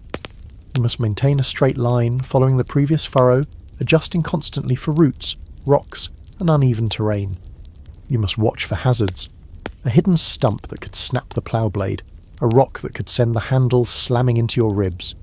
You do all this while walking, endlessly walking, over rough ground, steering a heavy implement, mile after mile. A strong team and experienced ploughman might complete an acre per day under good conditions. Your field might be 10 acres, 20, depending on your ambitions and labour force. That's weeks of ploughing before you can even begin planting. And ploughing is only one of several soil preparation steps. Harrowing, dragging a heavy frame across the ploughed ground to break up clods. Potentially multiple passes, all before the first seed touches the earth. Historians still argue about the productivity of frontier farms compared to established Eastern agriculture or European methods. The frontier farmer typically produced less per acre than his counterparts elsewhere. Rougher techniques, poorer equipment, less refined seeds. But he also worked more acres with less labour, making up in quantity what he sacrificed in quality. The economic calculus of American farming favoured expansion over intensification, at least until the frontier closed and farmers had to extract more from fixed land areas. The planting itself happens in the days following ploughing and harrowing. You work along the rows of prepared hills, pushing seeds into the loose soil with your fingers, covering them over, moving to the next hill. If you're following the Three Sisters method, you plant corn first, then beans a few weeks later when corn stalks are tall enough to climb, then squash shortly after. If you're planting corn alone, you might space hills closer together or plant in continuous rows rather than separated mounds. Here's a quirky detail. Many farmers planted by the moon, believing that lunar phases affected plant growth. Crops that produced above ground, corn, beans, squash, were planted during the waxing moon, when lunar light was increasing. Root crops went in during the waning moon. Whether this practice had any actual effect remains disputed, but it was widespread enough to appear in almanacs and agricultural guides throughout the 1800s. Your grandmother probably planted by the moon, and you might too, because sometimes tradition and superstition become indistinguishable from wisdom. Once planted, the corn requires ongoing attention throughout the growing season. Cultivation, working the soil between rows to destroy weeds and aerate the earth, happens multiple times as plants mature. You might use a hoe for this, walking endless rows with rhythmic chopping motions, or you might use a small cultivating plough drawn by horse or ox. Either way, the work demands hours upon hours of labour under the summer sun, with breaks only for water and the occasional rest in shade. The corn grows, knee-high by the 4th of July, according to the old saying, though actual growth rates vary by variety and conditions. Tassels emerge at the top of stalks, releasing pollen that drifts down to fertilise the silks emerging from developing ears. The transformation from seed to mature plant happens with visible speed during summer's long days. You can almost watch the corn growing if you pay attention, adding inches overnight during peak development. Hazards threaten at every stage. Drought stunts growth and reduces yields. Excessive rain promotes disease and can flatten mature plants. Windstorms can do the same. Crows and other birds eat newly planted seeds. You might station a child in the field during planting season to scare them away. Insects attack leaves, roots, and developing ears. Larger animals, deer, raccoons, wild pigs, view your corn as a convenient buffet. Some farmers sleep in their fields as harvest approaches, guarding against raiders both animal and occasionally human. The harvest, when it finally arrives in early autumn, brings its own demands. You walk the rows, pulling ears from stalks, tossing them into baskets or wagons, processing the entire field in a burst of intensive labour. The ears then need husking, removing the outer leaves, drying, shelling, removing kernels from cobs, and storage. Some corn stays whole for winter, feeding to livestock. Some gets ground immediately into meal. Some waits in dry storage for gradual processing through the cold months ahead. Your hands are calloused beyond recognition now, the skin thickened into protective armour by months of gripping tools. Your back has adapted to the constant bending, though it still aches after long days. Your relationship with this particular field, this particular crop, has become intimate. You know every slope, every wet spot, every corner where weeds proliferate despite your best efforts. The corn will feed you through winter, or most of it. The corn will feed your animals. The corn, if you have surplus, might be sold or traded for things you cannot grow or make yourself. The cycle continues. Next spring, you'll plough this field again, or a different field in your rotation, and plant corn again, and tend it again, and harvest it again. The rhythm never stops. Not everything on your farm exists purely for survival. Some crops represent aspiration, the hope of actual cash income, of economic advancement, of participation in the broader market economy that exists somewhere beyond your isolated homestead. Wheat, oats, and a few other crops carry this commercial potential, and understanding them helps explain why frontier farmers rarely became wealthy, despite their unrelenting labour. Let's start with wheat, the prestige grain. Wheat flour makes the lightest, most desirable bread, the kind of bread that wealthy people eat, the kind that reminds European immigrants of home, the kind that commands premium prices in town markets. If corn is survival food, wheat is aspiration food. Growing wheat successfully could lift your family into modest prosperity, providing actual currency rather than just calories. This potential explains why farmers keep trying to grow wheat even when conditions make success difficult. The problem is that wheat demands more than corn. Wheat needs relatively clean, well-prepared fields, not the stumpy, root-filled ground of newly cleared frontier land. Wheat requires careful seeding at proper depth and spacing. Wheat is more susceptible to disease, insects and weather damage than hardy corn. Wheat benefits from fertile soil and good drainage, conditions not always present on randomly selected frontier farms. Many families plant wheat with high hopes and harvest disappointment when yields fall far short of expectations. Here's a historical fact. The opening of the Erie Canal in 1825 transformed Eastern American agriculture by connecting Great Lakes farmers to Atlantic markets. Suddenly, wheat grown in Ohio or Indiana could reach New York City at reasonable cost, allowing Midwestern farmers to compete directly with Eastern production. This market access encouraged more wheat cultivation on the frontier, but it also introduced competitive pressures that squeezed profit margins. Historians still argue whether canal and later railroad connections ultimately helped or hurt small farmers by integrating them into volatile commodity markets. Your wheat field, if you have one, occupies perhaps 5 or 10 acres, smaller than your corn acreage, reflecting wheat's greater risk and difficulty. You plant in autumn for winter wheat varieties, which lie dormant under snow and resume growth in spring, or in early spring for spring wheat varieties that complete their entire life cycle before autumn. The choice depends on your climate, your available seed, and local traditions that may or may not reflect optimal practice. Harvesting wheat requires different tools and techniques than harvesting corn. The grain must be cut when ripe but not overripe, as shattered grain falls to the ground and is lost. You use a scythe or cradle, a scythe with added wooden fingers that catch cut stalks and lay them in neat bundles, swinging in rhythmic arcs, moving through the field with deceptive slowness while actually covering significant ground. The cut wheat gets gathered into shocks, dried in the field, then transported to threshing. Threshing separates grain from straw, and it represents one of the most labour-intensive steps in the entire process. Traditional threshing involves beating dried wheat with flails, hinged wooden implements that crack against the grain, knocking kernels loose from their heads. This work is dusty, monotonous, and seemingly endless. A single farmer might spend entire winter months threshing the previous autumn's harvest. Some farms use animal-powered threshing, spreading wheat on a hard surface and driving horses or oxen over it repeatedly, which is faster but requires appropriate facilities and cooperation from animals. Here's a quirky detail. Threshing bees, where neighbours gathered to help each other process grain in communal work parties, often became significant social occasions. The hard work was followed by substantial meals, music and socialising, a welcome break from the isolation of farm life. These gatherings served economic functions, getting work done efficiently, and social functions, maintaining community bonds, sometimes matchmaking young people simultaneously.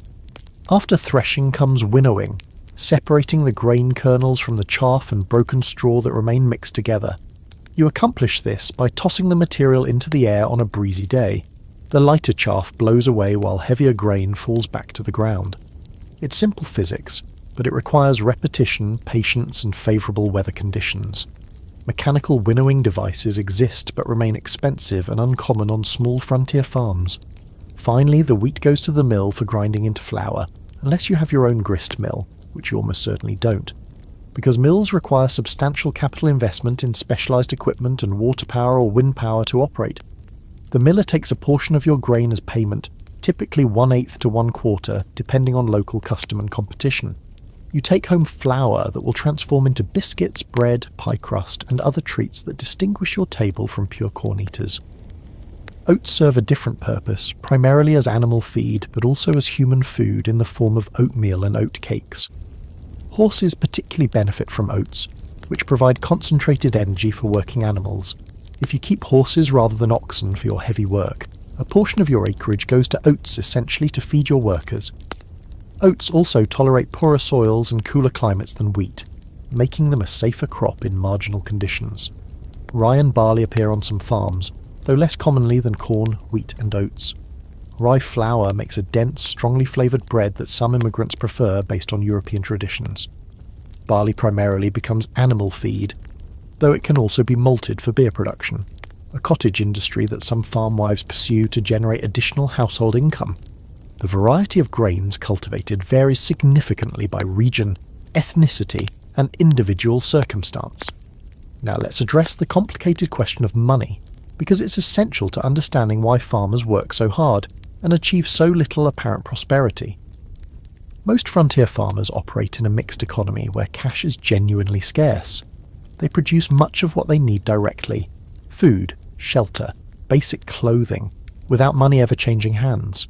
They trade with neighbours, your surplus butter for their surplus wool, say, without formal currency. They maintain running accounts at the general store, bringing eggs or grain or other produce, and receiving credit toward purchases, sometimes never settling in cash at all. When actual money does appear, it tends to flow outward rather than inward. Taxes require cash, land payments require cash, manufactured goods that cannot be produced locally, metal tools, window glass, coffee, sugar, require cash.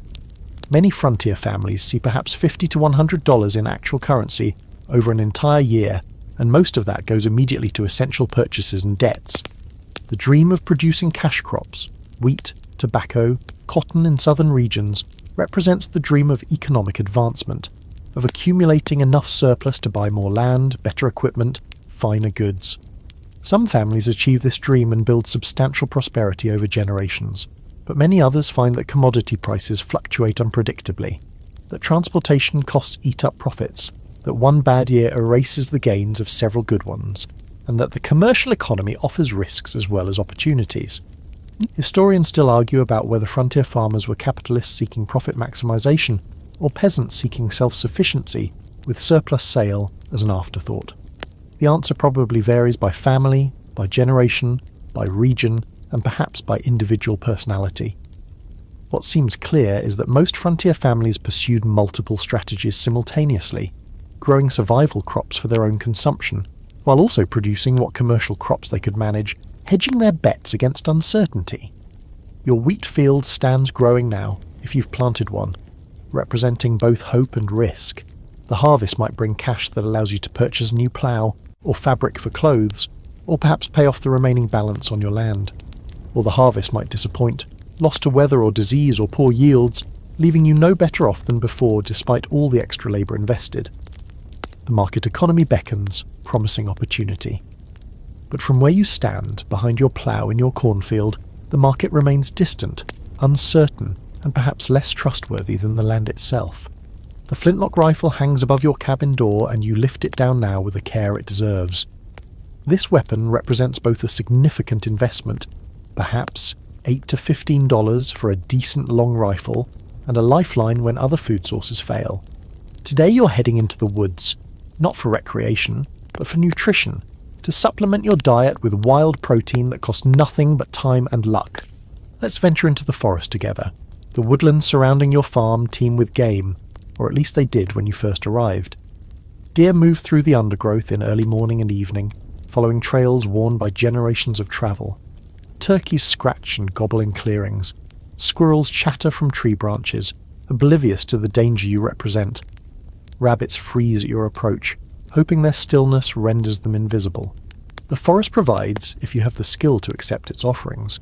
Your rifle is a muzzle-loading weapon, meaning you load it from the front rather than using cartridges that insert at the rear. The loading process is sequential and cannot be rushed.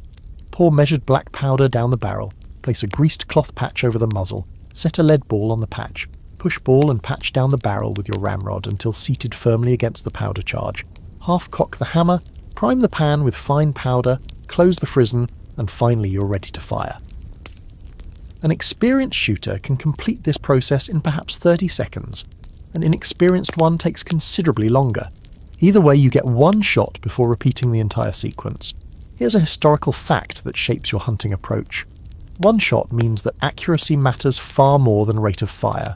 Frontier hunters developed remarkable marksmanship partly out of necessity. Ammunition and supplies were expensive and often scarce, so wasting shots was economically painful.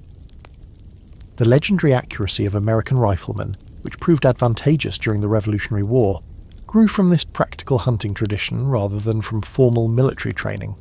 You move through the forest now with deliberate quietness, each footstep placed carefully to avoid snapping twigs or rustling dry leaves. Your eyes scan constantly, looking for movement, for shapes that seem wrong, for the flicker of a white tail or the outline of antlers against the foliage. Your ears strain for sounds, a twig breaking in the distance, a disturbance in the bird chatter, the grunt of a deer, or the drumming of a grouse. Hunting requires this total sensory engagement, this becoming part of the forest rather than intruding upon it. Deer provide the most meat per successful hunt, making them the preferred target for families seeking to fill their larders. A good-sized buck might yield 80 to 100 pounds of usable meat, protein that would otherwise require purchasing expensive livestock or doing without. Deer hunting involves patience, knowledge of deer behaviour and movement patterns, and often considerable luck. You might sit in a likely location for hours, waiting for a deer to wander into range. You might stalk slowly through areas where you know deer bed down, hoping to catch one unaware. Either way, success is far from guaranteed. Here's a quirky detail. Deer drives, where groups of hunters work together to push deer toward waiting shooters, were common community hunting practices. These cooperative hunts could yield multiple deer in a single day, with meat shared among participants according to various traditional arrangements. The social aspect of hunting reinforced community bonds in much the same way that barn raisings and threshing bees did. Smaller game offers more reliable success, if less reward per animal. Squirrels are practically ubiquitous in eastern forests, and a hunter who waits quietly beneath a nut-producing tree can often bag several in an afternoon. Squirrel meat is lean, somewhat tough, and distinctly flavoured. Not a modern delicacy, but perfectly nutritious and available when larger game proves elusive. Rabbits provide more meat per animal, though they're also warier and harder to approach within rifle range. Turkey hunting requires particular patience and skill. Wild turkeys are larger than their domesticated descendants and considerably wilder.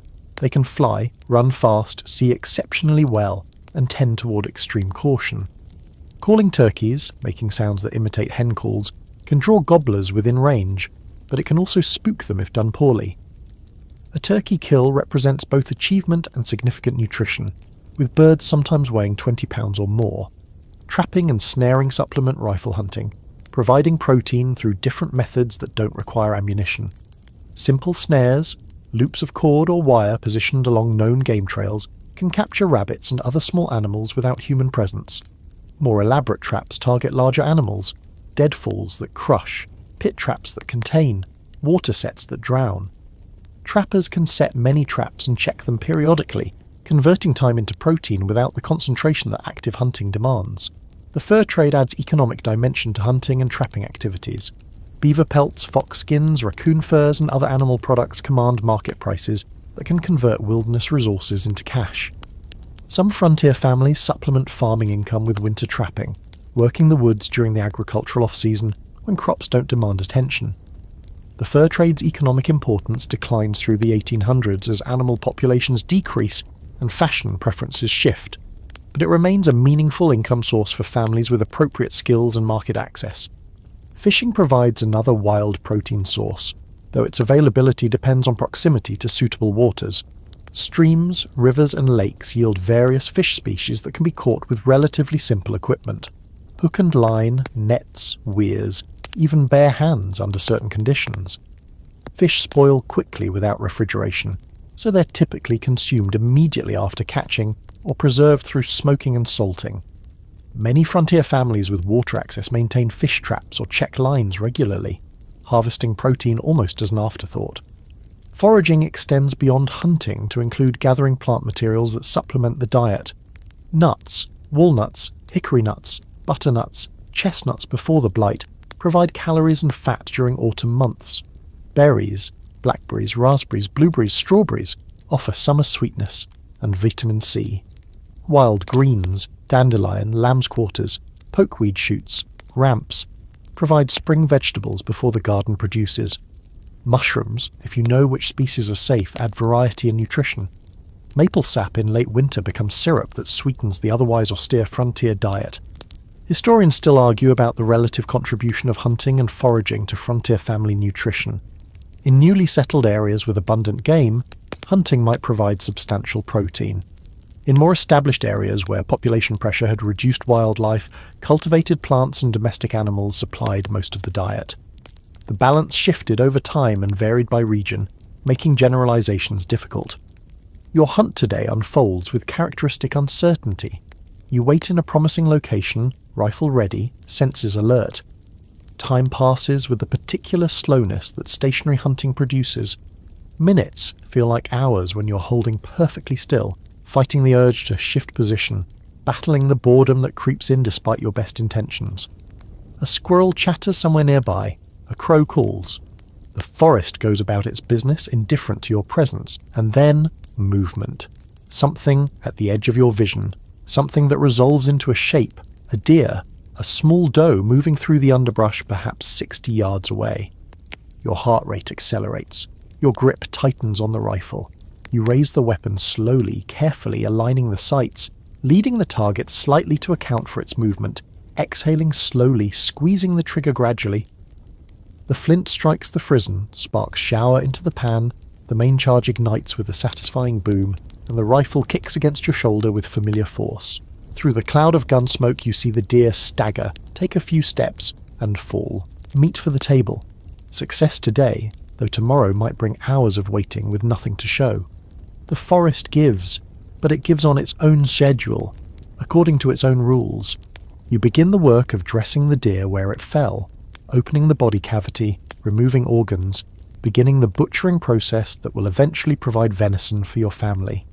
It's bloody work, intimate work, the kind of direct engagement with food production that modern grocery shoppers never experience. Tonight there will be fresh meat. Tomorrow you'll begin the preserving, smoking and salting and drying to extend this bounty through the weeks ahead. The forest provides. You just have to know how to ask. The first frost arrives like a warning shot, crystal patterns etching the window and sending a clear message. Winter is coming, and if you're not ready, winter will kill you.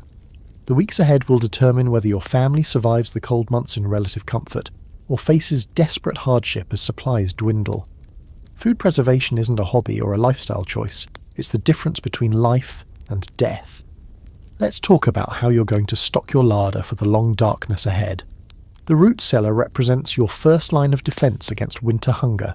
This underground chamber, dug into a hillside or beneath your cabin floor, maintains relatively constant temperatures year-round, cool enough in summer to slow spoilage, warm enough in winter to prevent freezing. The earth itself provides insulation, creating a natural refrigerator that requires no electricity, no ice, nothing but proper construction and intelligent use. Into this cellar go the products of your harvest. Potatoes fill bins along one wall, hundreds of pounds of them, carefully sorted to remove any damaged specimens that might rot and spread decay to their neighbours. Carrots and beets and turnips, their green tops twisted off, nestle in containers of slightly moist sand that keeps them crisp without encouraging sprouting. Onions hang braided by their stems from the ceiling, along with garlic clusters and dried peppers. Cabbages sit in rows, whole heads that will be drawn upon through winter for sauerkraut, coleslaw, and boiled accompaniments to the eternal salt pork. Apples fill barrels, each fruit individually wrapped in paper or straw to prevent one rotten apple from literally spoiling the bunch. Here's a historical fact. The root cellar's design mattered enormously to its effectiveness. Too warm and food spoiled too quickly. Too cold and freezing damaged vegetables and promoted rot. Too damp and mould proliferated. Too dry and stored produce shriveled. The ideal balance came from experience, from generations of trial and error, from the accumulated wisdom of families who had learned which configurations worked in their particular soil and climate. Canning, in the sense of sealing food in glass jars with heat processing, is just beginning to develop during the 1800s. Nicholas Appert developed the basic technique in France around 1800, and it gradually spreads through the century, eventually becoming the dominant preservation method by century's end. But for much of the 1800s, and particularly on the frontier far from commercial goods, older preservation methods remain standard. Salt is perhaps the most important preservation ingredient, and its value explains why salt was once as precious as currency.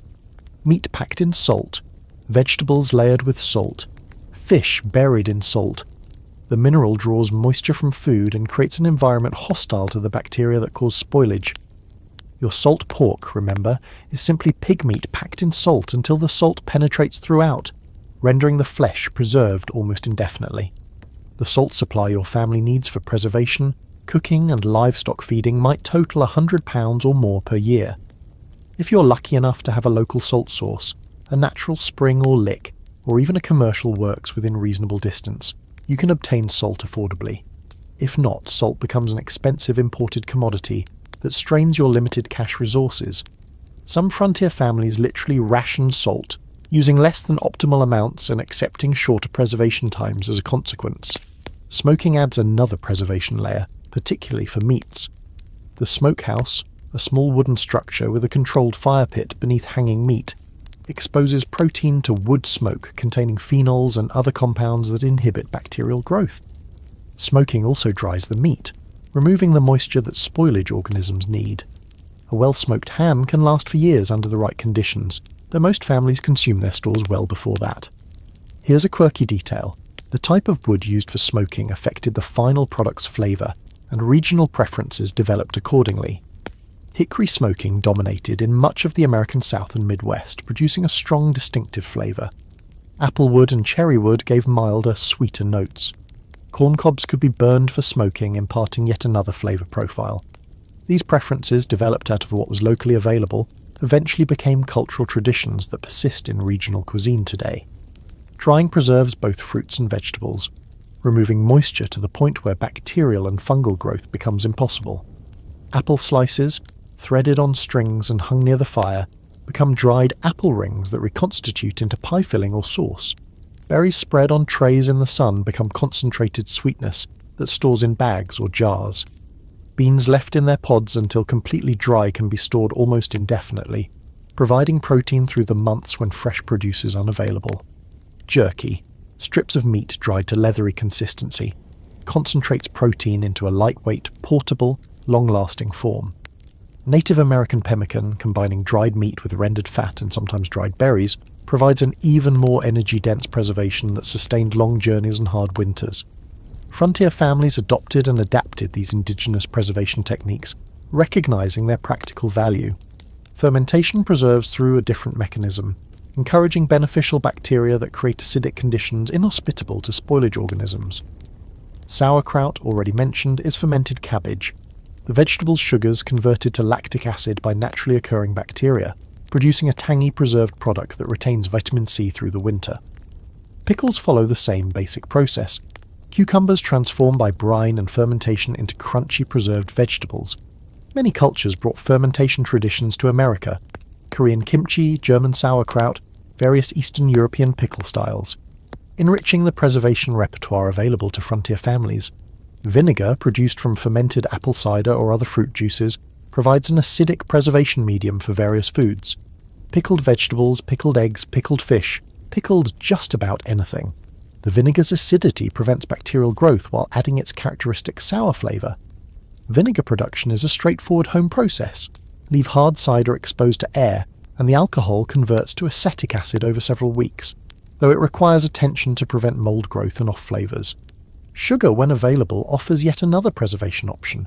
Fruit preserves, jams, and jellies suspend fruit in concentrated sugar that inhibits bacterial growth. The high sugar content of these products requires more sweetener than many frontier families can afford, making fruit preserves somewhat of a luxury. Honey and maple syrup can substitute for sugar in some preservation applications, extending availability beyond families with cash for imported cane sugar.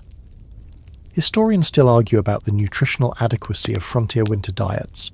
The preserved foods available, salt pork, dried corn, root vegetables, fermented cabbage, provided calories and some nutrients, but fell short of the variety that optimal health requires. Scurvy, the vitamin C deficiency disease associated with sailors, occasionally appeared in frontier populations during long winters, when preserved foods ran low and no fresh produce could be obtained.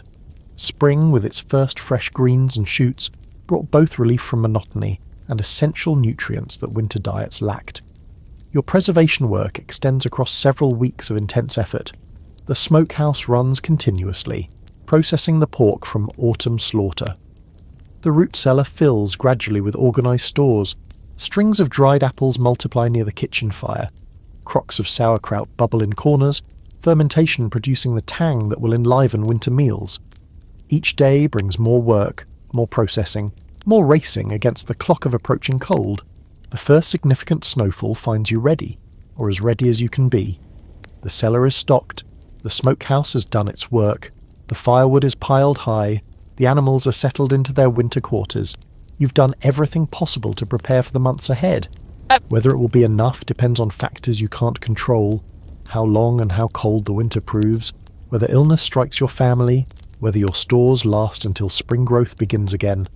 You've prepared, now you wait, and hope, and eat sparingly, and count the weeks until warmth returns. Winter is survivable, you just have to be ready.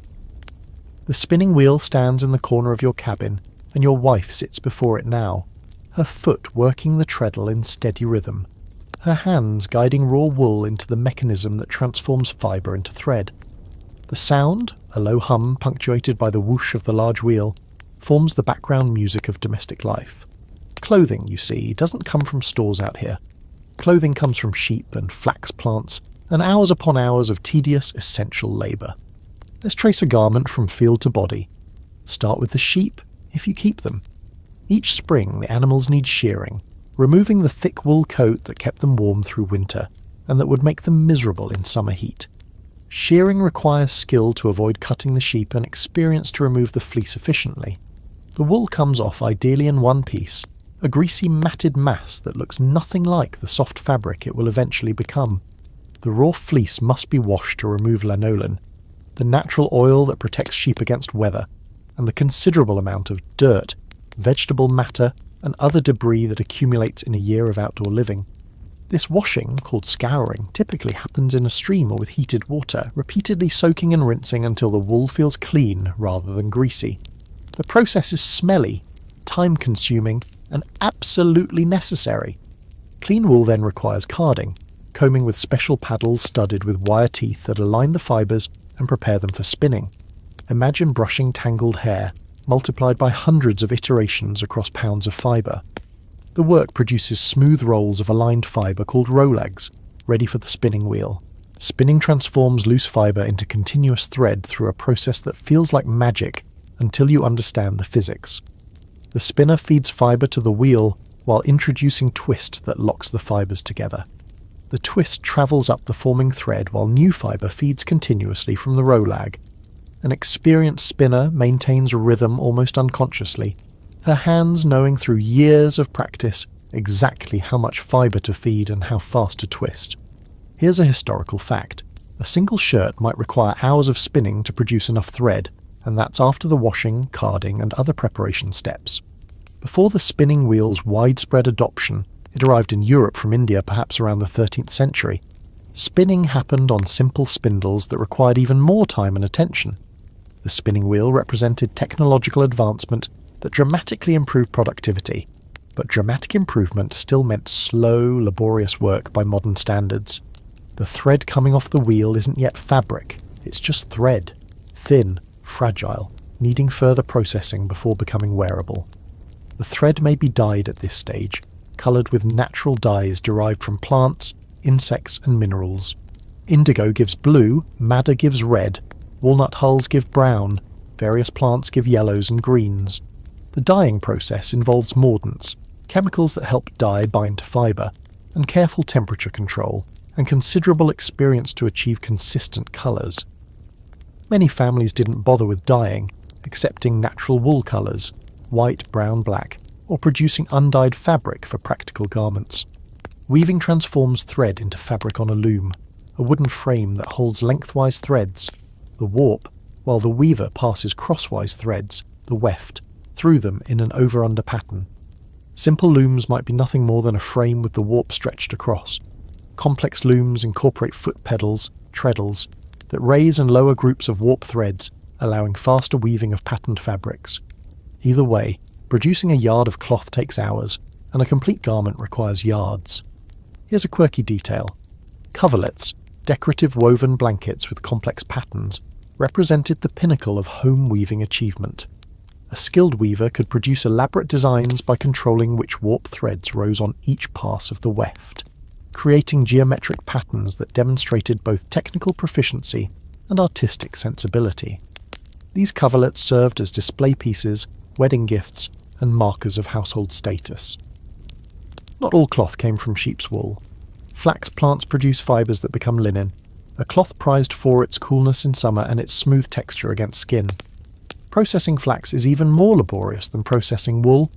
The plants must be harvested, soaked to rot away the outer stalks, a smelly process called retting, dried, broken to separate fibres from stems, and repeatedly combed to clean and align the fibres before spinning. Linen production was so labour-intensive that many frontier families simply didn't attempt it, either going without linen or purchasing imported fabric. Cotton, that fibre that would transform American industry and entangle the nation in the horrors of slavery, appeared on frontier farms in limited quantities. Raw cotton required even more processing than wool or flax, cleaning the fibre of seeds and debris, carding, spinning, and the plant grew commercially only in warmer southern regions. Northern frontier families might occasionally purchase cotton fabric, but they rarely produced it themselves. Once you have fabric, finally you can begin making clothes, and this too demands extensive skill and labour. Garments must be designed, their pieces planned to fit the wearer while using fabric efficiently, as every scrap has value. Patterns might be passed down through families, shared among neighbours, or invented from necessity. Cutting requires precision. A mistake might waste precious fabric that cannot be replaced. Sewing happens by hand, stitch by stitch, by the light of fireplace or candle. A plain shirt might require thousands of stitches to complete. More complex garments, fitted bodices, tailored coats, require more stitches still, plus the skill to shape flat fabric into three-dimensional forms that move with the body. Women typically handled most sewing, but men might tackle certain tasks, and specialised tailors existed in towns for those who could afford their services. Historians still argue about how much clothing frontier families actually produced versus purchased. Complete self-sufficiency in clothing was rare even on isolated farms.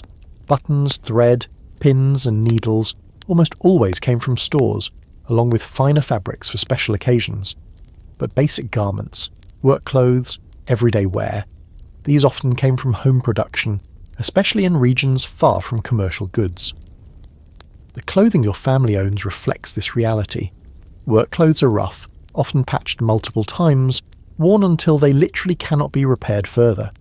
The children wear hand-me-downs, garments passing from oldest to youngest, resized and repaired along the way. Sunday clothes, good clothes for church and special occasions, receive careful treatment, stored properly, worn only when necessary. A new garment represents a substantial investment of materials and labour. Acquiring too many clothing items is simply not possible. Your wife finishes her spinning session, winding the completed thread onto a spool, adding it to the accumulating stores that will eventually become fabric, become clothing, become warmth against the winter cold. She's been spinning since childhood, learning from her mother, who learned from her mother, the skill passing through generations of women who understood that survival required mastering these tedious, essential arts. The spinning wheel falls silent, but tomorrow, or the next day, or next week, it will hum again. The work is never finished because the need for clothing never ends. Garments wear out, children grow, the family's textile requirements continue regardless of whether anyone wants to spin more wool. From sheep to shirt, from flaxfield to linen, from raw material to finished garment.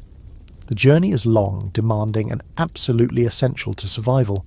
In an era before factories and ready-to-wear clothes, you're wearing that journey right now, in the shirt on your back and the trousers on your legs. Every thread represents labour. Every stitch represents skill. Every garment represents the quiet triumph of making something from almost nothing. Your daughter has been coughing for 3 days now, and the cough is getting worse. At night, you hear her struggling for breath, the wet rattling sound that suggests fluid gathering in her lungs. Her forehead is warm to the touch, warmer than it should be, and she's stopped asking for food. In the modern world, you'd drive to a clinic, perhaps receive antibiotics, almost certainly receive accurate diagnosis and effective treatment. In the 1800s, you're on your own. Let's talk about what happens when illness strikes a frontier farm. The nearest doctor, if one exists in your region at all, might be 10 miles away, or 20 or 50. Summoning a doctor means sending someone on horseback or foot, waiting hours or days for the doctor to arrive, and then paying fees that might represent weeks of cash income. For a simple illness, a cold, minor injury, ordinary childhood complaints, calling the doctor seems wasteful. For a serious illness, calling the doctor might not help anyway. Medical knowledge in the 1800s is limited enough that doctors often can't do much more than educated guessing and hopeful treatment. Here's a historical fact that might surprise you. Medical training in early 1800s America ranged from substantial to essentially non-existent. Some doctors had studied at established medical schools, learned anatomy, understood prevailing theories about disease. Others had simply apprenticed with existing doctors, learning through observation and practice without formal education. Still others simply declared themselves doctors and began practicing, with no training whatsoever. Licensing requirements varied by state and were often unenforced. Historians still argue about whether early American doctors, on average, helped more patients than they harmed. The prevailing medical theory for much of this period involves humoral medicine, the belief that health depends on proper balance among 4 bodily fluids: blood, phlegm, yellow bile, black bile, and that illness results from imbalance. Treatment focuses on restoring balance through bleeding, removing excess blood, purging, inducing vomiting or diarrhea to expel harmful substances, and various medications intended to shift the humoral equilibrium. From a modern perspective, these treatments are not only ineffective but often actively harmful, weakening patients who need strength to fight infection, dehydrating people who need fluids, occasionally killing people who might have recovered without intervention. Your family, facing illness, turns first to folk remedies, treatments passed down through generations, learned from neighbours, sometimes borrowed from Native American healing traditions. These remedies mix the ineffective with the occasionally useful in ways that would frustrate modern physicians. For your daughter's cough, you might try onion syrup, raw onions sliced and layered with sugar, the resulting liquid administered by the spoonful. The honey and lemon approach appears in various formulations, soothing throats if not curing underlying illness. Poultices of various substances, mustard, onion, bread and milk, bacon grease, get applied to the chest in hopes of drawing out the illness. Hot tea with various herbal additions, elderflower, boneset, horehound, provides hydration and perhaps mild therapeutic effect. Rest, warmth, fluids, the basic supportive care that actually does help, even if the specific remedies don't. Here's a quirky detail. Patent medicines, commercially produced, heavily advertised remedies claiming to cure everything from consumption to constipation, become wildly popular during the 1800s. These products often contain alcohol, opium, or other substances that make patients feel better temporarily, without addressing underlying conditions. Some are merely useless, others are actively dangerous. Almost none deliver on their extravagant promises, yet desperate families buy them anyway, because hope comes in bottles as well as prayers. Let's talk about childbirth and its dangers, because this deserves particular attention. A woman in 1800s America might bear 5, 6, 10 or more children over her reproductive years. Each pregnancy carries genuine risk. Complications that would be managed routinely in modern hospitals could prove fatal in a frontier cabin. Childbirth happens at home, attended by midwives or neighbouring women with childbirth experience, sometimes with no attendance at all, when labour progresses too quickly. Midwives in this era possess practical knowledge accumulated through attending many births, but their understanding of what can go wrong and how to address it is necessarily limited. A normal delivery proceeds with little intervention, support, encouragement, patience. An abnormal delivery, breech presentation, prolonged labour, hemorrhage, cord prolapse, presents challenges that may exceed the midwife's capabilities. Caesarean sections exist but are almost always fatal to the mother. They're performed only as desperate last resorts when the mother is already dying. Puerperal fever, also called childbed fever, kills thousands of women after apparently successful deliveries. The infection, caused by bacteria introduced during delivery or examination, produces fever, abdominal pain, and often death within days. The connection between unwashed hands and childbed fever won't be established until later in the century. Oliver Wendell Holmes suggests it in 1843. Ignaz Semmelweis demonstrates it more definitively in the 1840s. And even then, many doctors resist the implication that they themselves spread disease. Historians still argue about how many women died preventably from childbed fever during the decades before hand-washing became standard practice. Infant mortality presents another grim reality. Perhaps 1 child in 5 dies before reaching age 1, and another 1 in 5 dies before age 5. The causes are various. Infectious diseases, measles, whooping cough, scarlet fever, diphtheria, diarrheal illness from contaminated water or food, accidents, malnutrition, and simply the vulnerability of small bodies to threats that adults can withstand. Families expect to lose children. They prepare emotionally for losses that seem inevitable. The cemetery on your property, or the community burial ground, contains small graves that tell this story. Specific diseases sweep through communities with terrifying regularity. Smallpox, before widespread vaccination, kills tens of thousands and leaves survivors scarred for life. Cholera epidemics spread along rivers and trade routes, killing within hours of first symptoms. Typhoid fever strikes wherever sanitation is poor, which is almost everywhere. Malaria affects large portions of the American landscape, causing recurring fevers that weaken without necessarily killing. Tuberculosis, the White Death, kills slowly over months or years, spreading through families and communities. Your daughter continues coughing, and you continue your ministrations.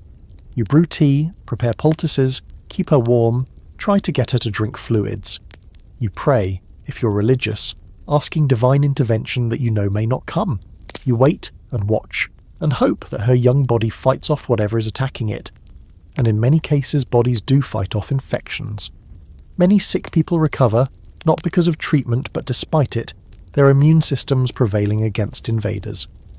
The success of folk remedies often reflects this natural recovery, rather than any therapeutic effect of the remedy itself. People got better after drinking willowbark tea, and concluded the tea caused the improvement, when actually the body healed itself. After several difficult days, your daughter's cough begins to ease, her appetite returns, the fever breaks. You're not sure which remedy helped or whether any did, but she's recovering, and that's what matters, this time, this illness. The next time might go differently. You know this. Every parent knows this. The spectre of childhood death hangs over every family, every fever, every cough that seems to linger too long. You do what you can, you hope for the best. You accept that some things lie beyond your control. This is medicine in the 1800s. Uncertainty, hope, and the stubborn resilience of the human body against challenges both natural and man-made. The sounds coming from behind the curtained-off corner of the cabin have grown more urgent over the past hour. Your wife labours there, attended by the neighbour woman who serves as midwife for this scattered community, bringing a new life into a world that offers no guarantees about how long that life will last. You've been sent outside. Childbirth is women's business, you've been told, and you pace the yard, listening, hoping, fearing. Let's witness this dangerous passage together. Labour begins, typically, with cramping that a woman recognises from previous deliveries, or learns to identify through the descriptions of more experienced women. The contractions start mild and far apart, building gradually over hours toward the intense, frequent waves that signal active labour and imminent delivery. In favourable circumstances, the entire process might take 6 to 12 hours. In less favourable circumstances, it might extend for days. Your wife has borne children before. This will be her 4th delivery, and her body knows what to do even as her mind endures the pain. There is no anaesthesia available, no epidural to dull sensation, nothing but perhaps a glass of whiskey or a dose of laudanum, tincture of opium, to take the edge off suffering. She grips the hands of the attending women, bears down when her body demands it, rests between contractions, and proceeds through the ancient process that every mother before her has navigated. The midwife, Mrs. Henderson from 3 farms over, has attended perhaps 200 births in her career. She learned her skills from her own mother, who learned from her mother, an apprenticeship tradition stretching back generations. She knows what normal labour looks like, recognises warning signs of complication, understands the range of presentations and positions that babies assume. Her hands are experienced, her demeanour calm, her presence reassuring to labouring women who benefit from confidence and competence at their most vulnerable moments. Here's a historical fact. Midwifery represented one of the few professions open to women in this era, and skilled midwives commanded respect and sometimes substantial income. In rural areas, midwives might travel significant distances to attend deliveries, staying for days if necessary, providing not just delivery assistance but postpartum care for mother and infant. The transition from midwife-attended home births to physician-attended hospital births, which accelerates through the late 1800s and 1900s, represents a significant shift in how American women experience childbirth. The delivery itself, when conditions are favourable, follows a predictable sequence. The cervix dilates, opens through the hours of labour, eventually allowing the baby's head to pass through. The baby descends through the birth canal, rotates to fit through the pelvic opening, emerges first the head, then shoulders, then body. The cord is cut, the placenta delivers, the mother and infant begin their new relationship. But conditions are not always favourable. Breech presentation, when the baby's bottom or feet, rather than head, lead the way, complicates delivery and increases risks for both mother and child. Mrs. Henderson has delivered breech babies before, using techniques to guide limbs and body through the birth canal, but she knows that breech deliveries carry greater danger of cord compression, birth injury, and maternal trauma. Prolonged labour, when hours stretch into days without progress, exhausts mothers and raises concerns about fetal distress. Something might be blocking progress. An unusually large baby, an unusually small pelvis, a presentation that won't navigate the birth canal regardless of how long labour continues. When labour stalls completely, options in the 1800s are limited and grim. Hemorrhage, severe bleeding during or after delivery, can kill a mother within minutes if not controlled. The placenta normally separates from the uterine wall and delivers without incident, but sometimes separation is incomplete, or the uterus fails to contract properly to stanch bleeding, or tears in the birth canal bleed uncontrollably. Modern obstetrics has multiple interventions for hemorrhage. 1800s midwives have pressure, prayers and hope. Here's a quirky detail. Various folk beliefs surrounded childbirth, some rooted in observation and some in superstition. Knots of any kind in the delivery room might be untied to prevent knotting of the umbilical cord. Windows might be opened to give the child an easy entrance to the world. The father's boots might be placed under the bed to ease labour. Whether any of these practices had any effect seems unlikely, but they gave worried participants something to do while nature took its course. The sounds from behind the curtain reach a crescendo, urgent voices, a final cry of effort, and then, unmistakably, the wail of a newborn announcing its arrival. You exhale a breath you didn't realise you'd been holding. The baby is born. Your wife has survived. The danger isn't over. Infection and hemorrhage can strike in the coming hours and days, but the immediate crisis has passed.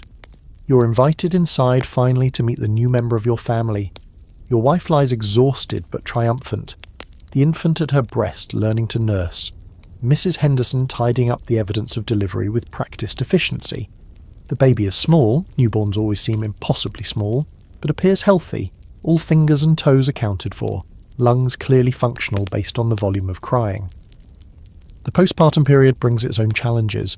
Your wife needs rest but won't get much of it, not with a newborn demanding feeding every few hours and other children requiring attention.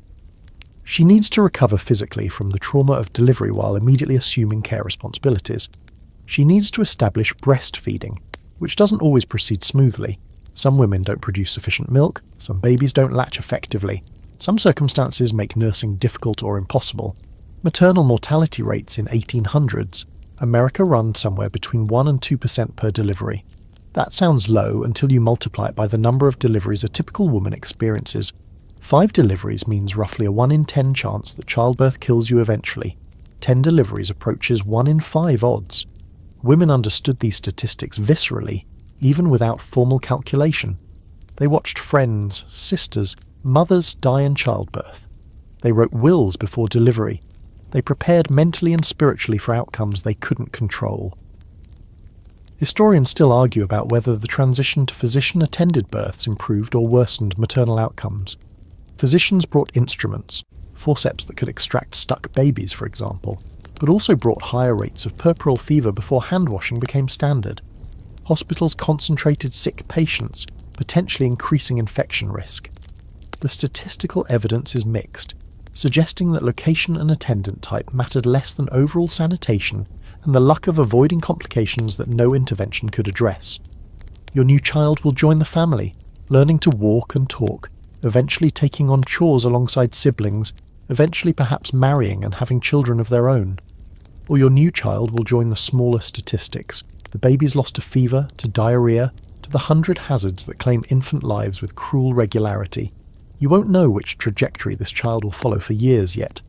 For now, though, the baby is here. Your wife is alive. The delivery went well, considering. You offer thanks to God if you're religious, to Mrs. Henderson regardless, for this successful navigation of danger. The cycle continues. Another generation begins. The family grows. The small grave under the oak tree, marked with a simple wooden cross that will weather and fade within a few years, holds your youngest daughter. She was 3. She caught fever, like children do, but the fever didn't break, and after 4 terrible days she slipped away while you held her hand. The date is carved into your memory like it's carved into nothing else, because wooden crosses don't last and gravestones cost money you don't have. Let's acknowledge what you already know. Death is your neighbour here, visiting more frequently than any welcome friend. The statistics are stark. In early 1800s America, roughly 1 child in 5 dies before reaching age 1. Another significant percentage die before age 5. By the time they reach adulthood, perhaps half of the children born to a typical family have survived. The other half claimed by disease, accident, or simple failure to thrive that nobody could explain. These numbers represent national averages. Frontier conditions, with less access to even the limited medical care available, might produce even grimmer outcomes. You've already lost children before this daughter. A son, stillborn, never drew breath. An infant girl who lived 3 weeks before succumbing to something that made her refuse to nurse. Now this daughter, old enough to have a personality, old enough to have called you Papa, old enough for her absence to leave a specific shaped hole in your daily life. The grief doesn't diminish with repetition. You just learn to carry it alongside everything else you carry. Here's a historical fact. Mourning practices in the 1800s reflected this intimate familiarity with death. Elaborate funeral customs developed among those who could afford them. Black clothing, formal periods of mourning, specific etiquette governing social behaviour after bereavement. But on the frontier, where resources were scarce and work never stopped, mourning took simpler forms. You buried your dead, you grieved as you could, you returned to the labour that survival demanded because the living still needed feeding and the animals still needed tending. The graveyard where your daughter lies might be a family plot on your own land, or a community cemetery at the church or crossroads. Family plots were common on isolated farms, digging a grave, conducting a service, marking the spot with whatever memorial you could manage. These small cemeteries dotted the landscape, often forgotten when land changed hands, sometimes discovered by later generations who wondered about the weathered stones and unmarked depressions in the earth.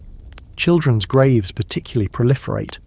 Small stones, small markers, sometimes just wooden crosses that rotted within a decade, commemorating brief lives that ended before they really began. Died in infancy appears on countless 1800s markers, a phrase that covers everything from hours to months, acknowledging that the child existed without having time to accumulate much individual history worth recording. Adult deaths came too, of course, though less frequently in absolute terms. A man might be killed by a falling tree, a kicked horse, an infected wound that turned septic before anyone realised how serious it was. A woman might die in childbirth, or from childbed fever afterward, or from the accumulated strain of too many pregnancies too close together on a body that never fully recovered between them. Middle age arrived early by modern standards. A 40-year-old farmer was genuinely old, his body worn by decades of hard labour, his joints aching, his strength diminished. Here's a quirky detail. The widow's weeds, the black clothing worn during mourning, became so standardised that widows sometimes dyed their everyday dresses black rather than purchasing new garments. The dyeing process itself was laborious, involving multiple applications and careful technique to achieve true black rather than muddy grey. Some widows wore mourning for the rest of their lives. Others observed prescribed mourning periods of 1 or 2 years before returning to normal dress. Accidental deaths haunted farm families in ways that seem preventable by modern standards. Children drowned in wells, in ponds, in rain barrels left uncovered. Men died from wounds that became infected. A simple cut, improperly cleaned, could lead to blood poisoning and death within days. Women burned to death when their long skirts caught fire at the hearth. People were trampled by livestock, thrown from horses, crushed by falling equipment. The world contained dangers that are difficult to appreciate today, when safety regulations and emergency services have removed many of the deadliest hazards from daily life. Grief, processed in whatever time could be spared, manifested in various ways. Some families preserved locks of hair from the deceased, weaving them into jewellery or keeping them in lockets as physical mementos. Some maintained mourning altars with photographs later in the century, or paintings of lost loved ones. Some channeled grief into religious practice, finding comfort in beliefs about heaven and eventual reunion. Some simply endured, compartmentalizing pain to function through days that offered no opportunity for extended reflection. Your wife has returned from the grave now, her face composed but her eyes red from crying. She has work to do, there's always work to do, and she begins it mechanically, her hands busy with tasks they could perform in her sleep. You watch her for a moment, sharing silent grief, then turn to your own labour. The corn needs tending, the animals need feeding. Life continues even when it seems impossible that it should. Historians still argue about the psychological impact of high mortality on frontier families. Did the frequency of death make it easier to bear, a normalised part of existence rather than a shocking disruption? Or did repeated losses compound, each new grave reopening the wounds of previous ones? The evidence, what we have of it, suggests wide variation. Some families seem to develop resilience, others were devastated by loss after loss. Human beings adapt, but adaptation isn't the same as thriving. Your daughter's absence changes the pattern of daily life. The chair at the table where she sat, the bed where she slept, the chores she had begun to help with, the constant presence she represented. You catch yourself looking for her, expecting to hear her voice, forgetting for a moment that she's gone. This will continue for months, perhaps years, the small shocks of remembrance, the wounds that reopen unexpectedly. But it's not just the individual loss that weighs on you, it's the knowledge that this will happen again. Another child might fall ill, another accident might claim someone you love, another grave might join the one under the oak tree. You can't protect them all, you can't guarantee anyone's survival, you can only do your best and hope for outcomes you can't control. The oak tree shades the grave, its leaves rustling in the wind.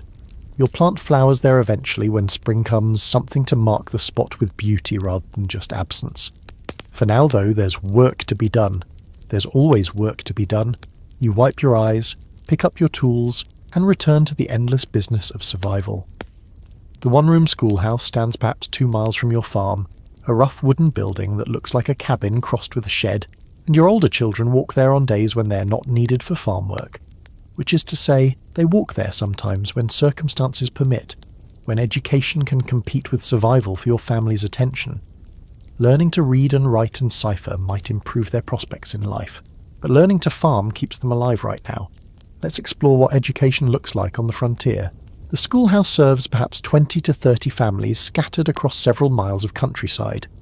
Students range in age from 5 or 6 to teenagers, all crowded into a single room, all taught by a single teacher whose qualifications might be extensive or minimal depending on who could be recruited to serve. The building itself is primitive. Rough benches for seating, a fireplace or stove for heat, perhaps a few windows for light, a simple desk or table for the teacher. In warm months, the interior is stifling.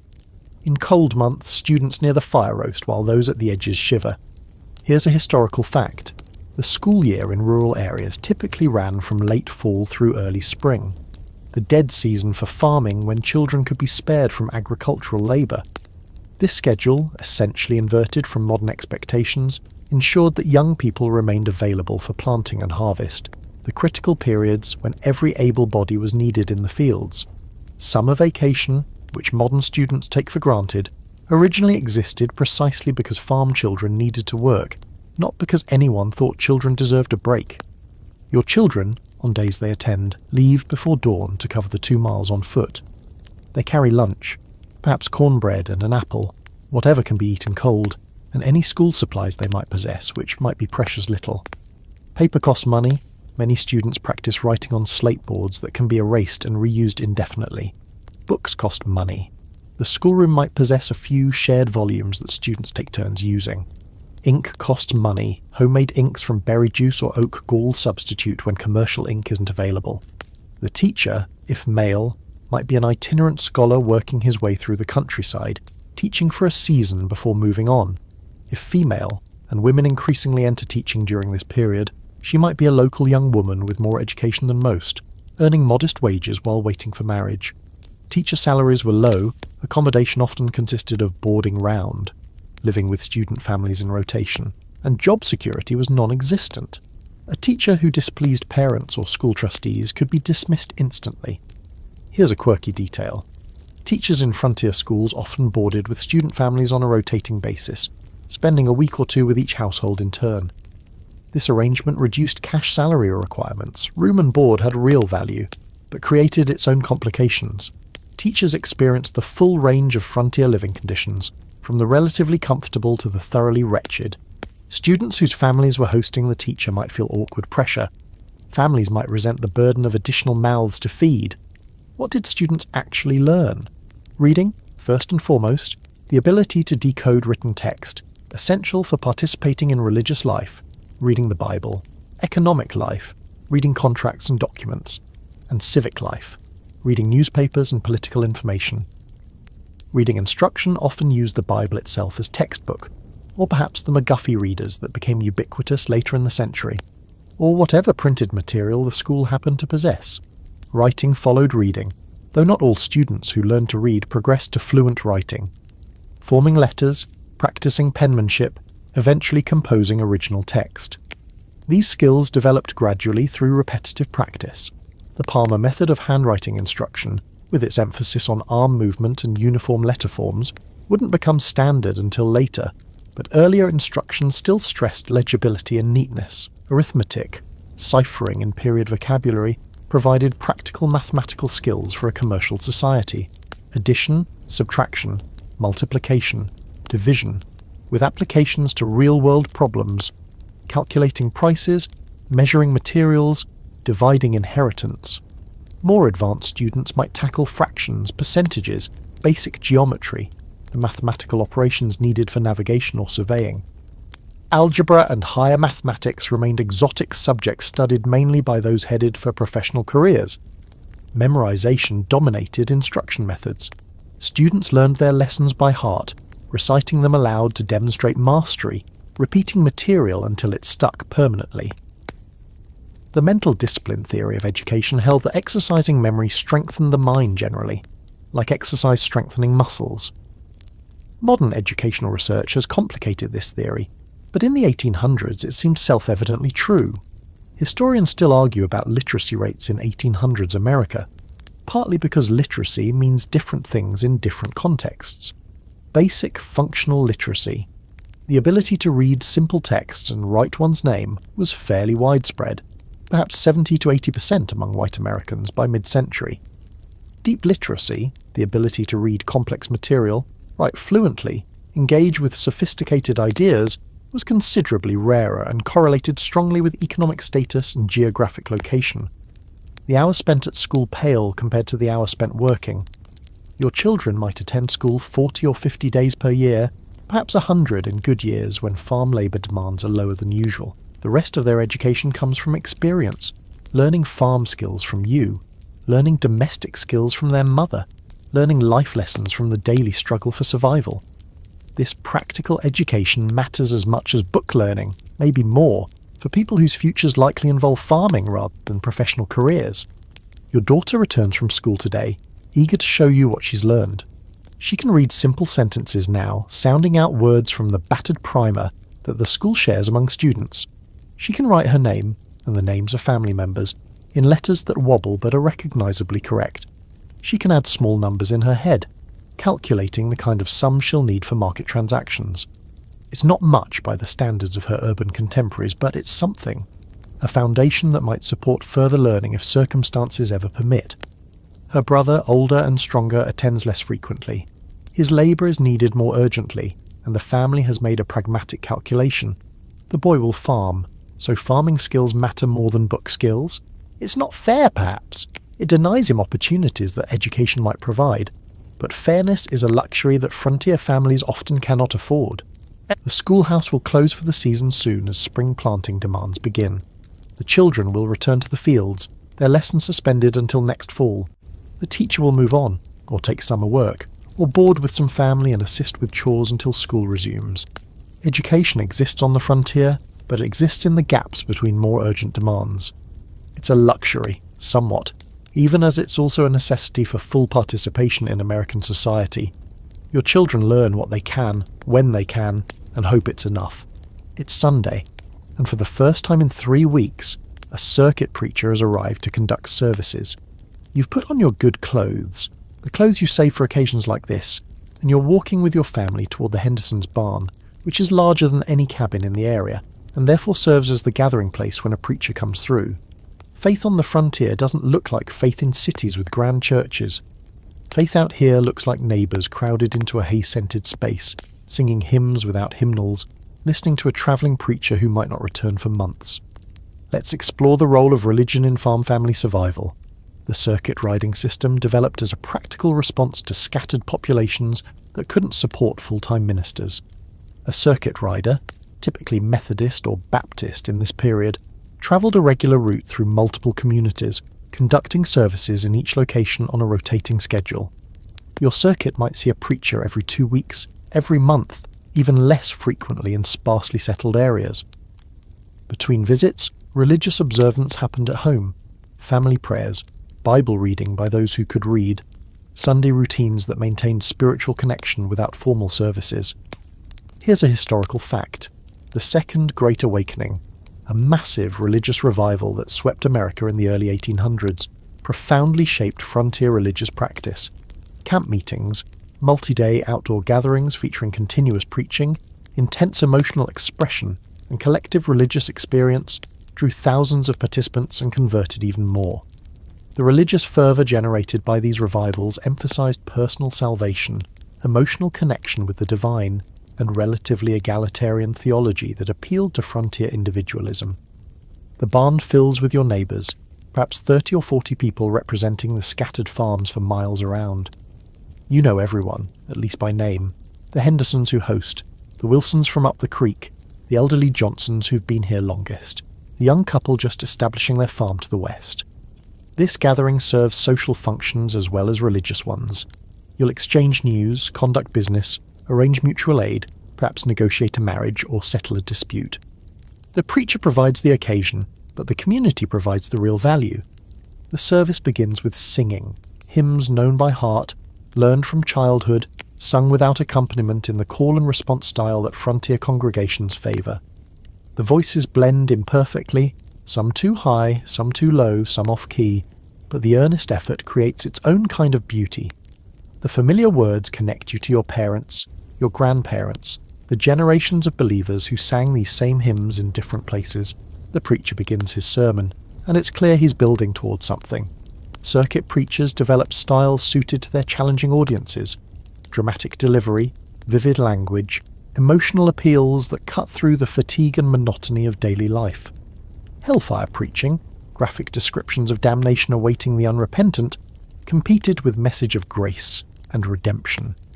The theological emphasis varied by denomination and individual preacher, but the goal remained consistent, inspiring spiritual reflection and strengthening faith.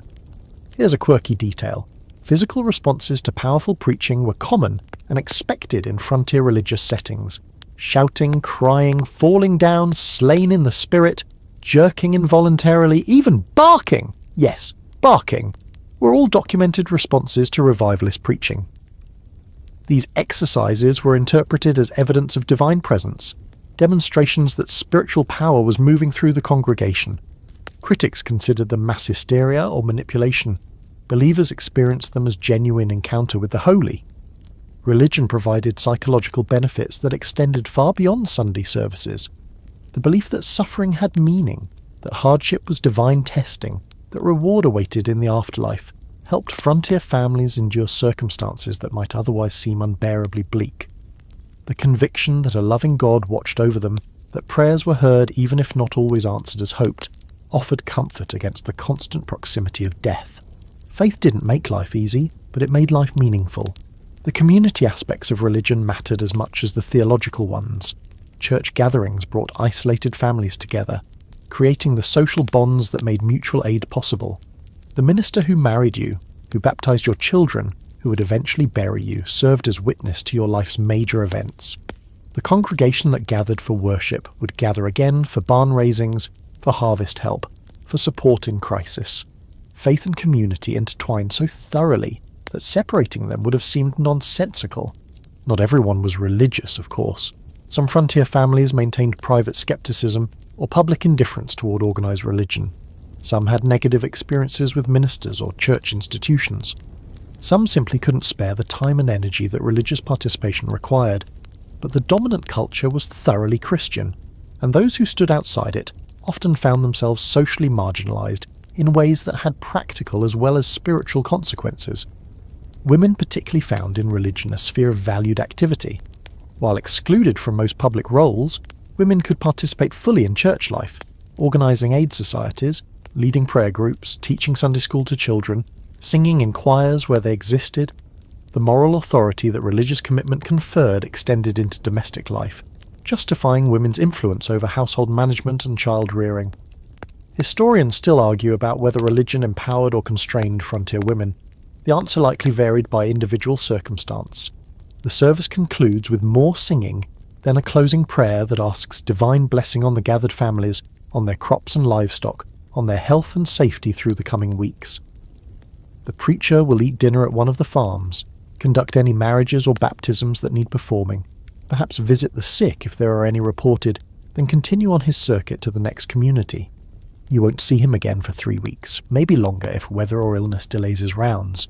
But the community remains, strengthened by this gathering, reminded of the bonds that connect you across the miles of forest and field.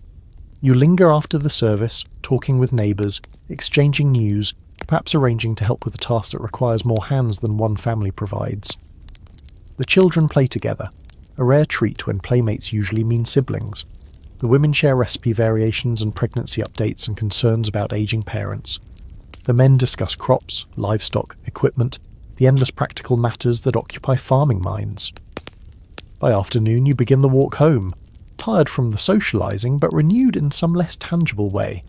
The sermon's message echoes in your mind, something about perseverance through trial, appropriate for an audience that perseveres constantly. The familiar hymns still hum in your memory. The faces of your neighbours remain present even as you return to isolation.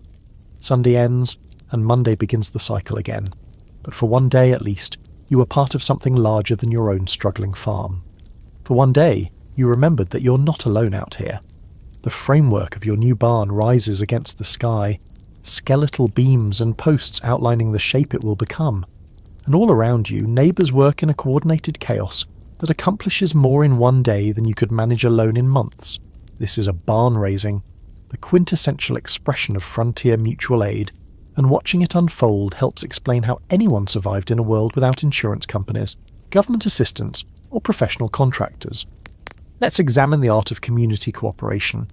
The tradition of barn raising or house raising, or any large construction project requiring many hands, developed from pure necessity. Certain structures were simply too large and complex for a single family to build alone, yet families needed these structures to survive. The solution? Neighbours helped each other, contributing labour with the understanding that assistance given would eventually be assistance received. No formal contracts governed these arrangements. No money changed hands. The economy was one of obligation and reciprocity, tracked in the collective memory of the community. Here's a historical fact. Barn raisings typically followed established protocols regarding who did what. Experienced men directed the work, positioning beams and coordinating the dangerous moments when heavy timbers were hoisted into place. Younger men provided muscle, lifting and carrying and hauling. Women prepared enormous meals to feed the workers, a contribution equally essential to the project's success. Children ran errands, carried water, stayed out from underfoot. Everyone had a role suited to their capabilities. The barn rising before you represents weeks of preparation that preceded this day. You cut and squared the timbers during the winter, working whenever weather and other obligations permitted. You hauled stones for the foundation, laid them carefully to provide level support for the wooden structure above. You collected nails, hinges, hardware, all the metal components that couldn't be made locally and had to be purchased or bartered for. By the time you invited neighbours for the raising, the pieces were ready for assembly. The community provided the labour to put them together. The work proceeds with remarkable speed. Experienced hands know where each beam belongs, how joints fit together, which pegs secure which connections. A crew working at one corner coordinates with crews at other corners, the 4 sections rising in tandem until they're ready to be connected by the roof beams. By noon, the basic framework is complete, walls outlined in timber, the skeleton of a structure that will house your animals and store your harvest for years to come. Lunch is a festival, tables made from planks across sawhorses groaning under the dishes that wives and daughters have been preparing since dawn. Roast pork, chicken, beef for those who have it, pies and cakes and cobblers, vegetables from summer gardens, preserved foods from cellars, coffee, cider, perhaps something stronger for those who partake. The quantity reflects the importance of the occasion and the desire to provide hospitality that matches the labour being contributed. Here's a quirky detail. Barn raising day often became social occasion as much as work project. Young people flirted under the supervision of watchful parents. News and gossip circulated through conversations. Business arrangements were proposed and negotiated. Some communities used barn raisings as occasions for competitive games, tests of strength, races, other contests that let young men demonstrate prowess. The work was serious, but the atmosphere could be almost festive. After lunch, work resumes on the roof, the siding, the finishing details that transform framework into functional building. By evening, your barn stands substantially complete. Not finished in every detail, but enclosed, roofed, ready to shelter animals and crops. What would have taken you alone weeks or months of exhausting effort has been accomplished in a single long day of community cooperation. You'll repay this debt, of course. When your neighbour needs a barn, you'll be there. When another neighbour's house burns down, you'll contribute labour to the rebuilding. When someone falls sick at harvest time, you'll help bring in their crops before the weather turns. The mutual aid network functions because everyone both gives and receives, because refusing to help when called would mean being refused help when needed, because reputation in a small community determines whether you can survive at all. Historians still argue about whether these mutual aid networks represented genuine community spirit, or calculated self-interest dressed in cooperative clothing. The truth probably includes both elements. People helped neighbours because they genuinely cared about their well-being, and because they understood that their own well-being depended on maintaining helpful relationships. The motivations matter less than the outcomes. Structures got built, crises got addressed. Isolated families proved less isolated than geography suggested. Other forms of mutual aid extended beyond dramatic events like barn raisings. Neighbours loaned equipment too expensive for each family to own separately. A better plough, specialised tools, perhaps a breeding bull whose services multiple families needed. Neighbours shared knowledge, passing along techniques that worked, and warning against approaches that failed. Neighbours provided informal credit, accepting delayed payment for goods or services when cash was scarce.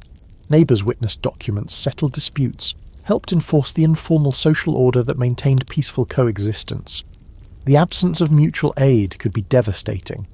Families who violated community norms, who refused to help when called, who cheated in transactions, who behaved in ways the community considered unacceptable, might find themselves cut off from the support network.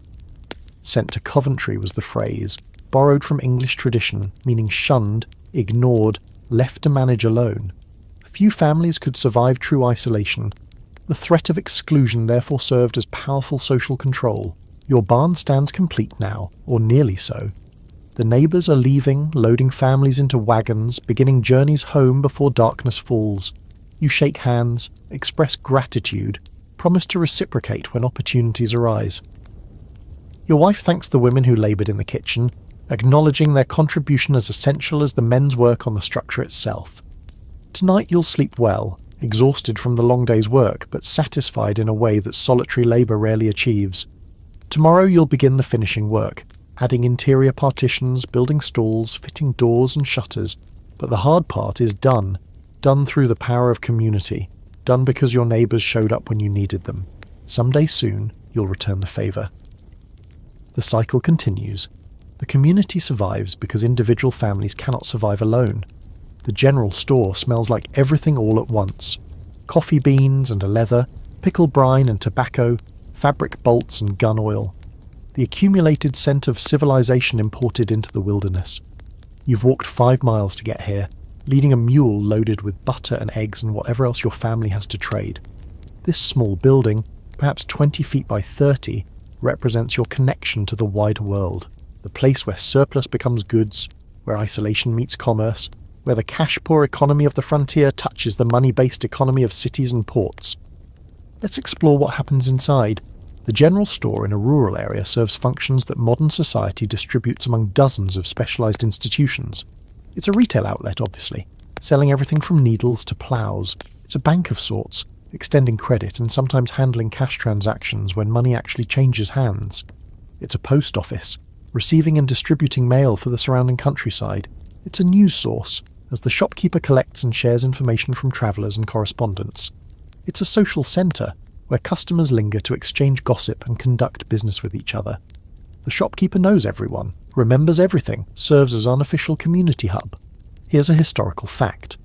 The credit system at country stores created complex webs of obligation that bound communities together economically. Most transactions occurred on account. Farmers brought their surplus produce, received credit toward their balance, then drew against that credit when purchasing goods. Cash rarely appeared. The store's books tracked who owed what to whom, with settlements happening annually or even less frequently. This system worked reasonably well when times were good, but could become disastrously constrictive when crop failures left farmers unable to repay their accumulated debts. You approach the counter, where the shopkeeper greets you by name. He knows your family, knows your farm, knows what you produce and what you need. He examines your butter with practiced eye and nose, assessing quality, calculating what he can offer in trade. The eggs get counted, candle illuminating each one to check for development that would render it unsaleable. The exchange rate today, butter at 12 cents per pound, eggs at 8 cents per dozen, though these aren't necessarily cash prices, they're credit values that might be different if actual money were involved. The store's inventory reflects the needs and desires of its rural customers. Tools dominate one section: axes, hoes, shovels, scythes, the implements that farming requires and that can't be made at home. Hardware fills another area: nails, hinges, screws, hooks, the metal components that hold structures together. Fabric occupies significant space: bolts of cotton and wool, calico prints and solid colours, materials for the clothes that farm wives will sew. Household goods cluster together: needles, thread, buttons, dishes, pots, the endless small necessities of domestic life. The items you can't produce yourself at all are the ones you need most from the store. Sugar, coffee, tea, salt, pepper, spices, the imported goods that add flavour and preservation capacity to your homegrown diet. Glass, window glass, jar glass, lamp chimneys, requires manufacturing capabilities far beyond frontier forges. Metal in all its forms, iron bar stock for the local blacksmith, steel needles and scissors, tin cups and pans, medicines such as they are, patent remedies, laudanum, quinine, substances that might help or might simply help you feel like you're trying something. Here's a quirky detail. Literacy mattered at the general store because labels mattered. A customer who couldn't read might accidentally purchase the wrong product, or be cheated by an unscrupulous shopkeeper substituting inferior goods. Shopkeepers learned to work with illiterate customers, describing products, explaining labels, sometimes colour-coding or otherwise marking items to prevent confusion. The interaction was a negotiation requiring trust on both sides. Your shopping list today includes salt, essential for preservation and cooking, and coffee, which has become enough of a habit that doing without seems unnecessarily austere. You need needles. The last one broke, and sewing without a needle is essentially impossible. You need nails for a repair project at home. You'd like fabric for a new shirt, but that depends on how much credit your butter and eggs generate and how much credit you already owe. The shopkeeper tallies your credits, subtracts your previous balance, informs you of what remains for purchasing. The arithmetic is not quite enough for everything you wanted. The fabric will have to wait for next time. You select your priorities: salt and coffee first, then needles, then nails if credit stretches that far, and watch as items are wrapped in paper or placed in the bag you've brought. The transaction complete, you linger for a moment, absorbing the news that circulates through this hub. A new family is moving in somewhere to the east. Someone's cow died, maybe disease. Be careful if your animals contact theirs. The price of wheat in Cincinnati has dropped, which matters if you're planning to sell surplus. A peddler is expected through next week carrying goods the store doesn't stock. Information flows freely here, because everyone benefits from everyone knowing what's happening. Historians still argue about whether general stores exploited frontier farmers or served them. The credit system that kept farmers perpetually in debt could certainly feel exploitative, especially when poor harvests made repayment impossible. But the alternative, requiring cash for every transaction, would have been equally difficult in a cash-scarce economy. The store provided essential goods that couldn't be obtained otherwise, accepted payment in kind when money wasn't available, and filled functions that no other institution could. The relationship was complicated, like most economic relationships. Your mule loaded with purchases, you begin the 5-mile walk home. The coffee will be a pleasure tonight, a small luxury that makes the endless cornmeal monotony slightly more bearable. The salt will preserve food that keeps your family alive. The needles will repair clothes that keep your family warm. Small items purchased through small transactions, but essential to the larger project of frontier survival. The general store will be there next month and the month after, as long as enough customers make the journey to keep it profitable. It's your lifeline to the outside world, your proof that civilization exists beyond the trees, your reminder that you're not completely alone in this vast wilderness. The axe in your hands has been in your family for 3 generations. Your grandfather brought it from back east, your father used it to clear the land where you were born, and now you use it daily for tasks that range from splitting firewood to felling trees to everything in between.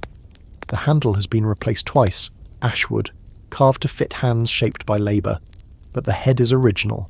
The iron surface worn smooth by decades of use, the edge still capable of holding a keen bite when properly sharpened. Let's examine the tools that made frontier survival possible.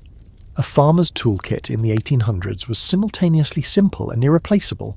Each implement represented significant investment, either cash outlay to purchase manufactured goods or time spent crafting items locally, and the loss or breakage of a critical tool could halt work until replacement could be obtained. Tools were cherished, maintained, repaired, passed down through generations, treated with a care that modern consumers of disposable products might find excessive. Here's a historical fact.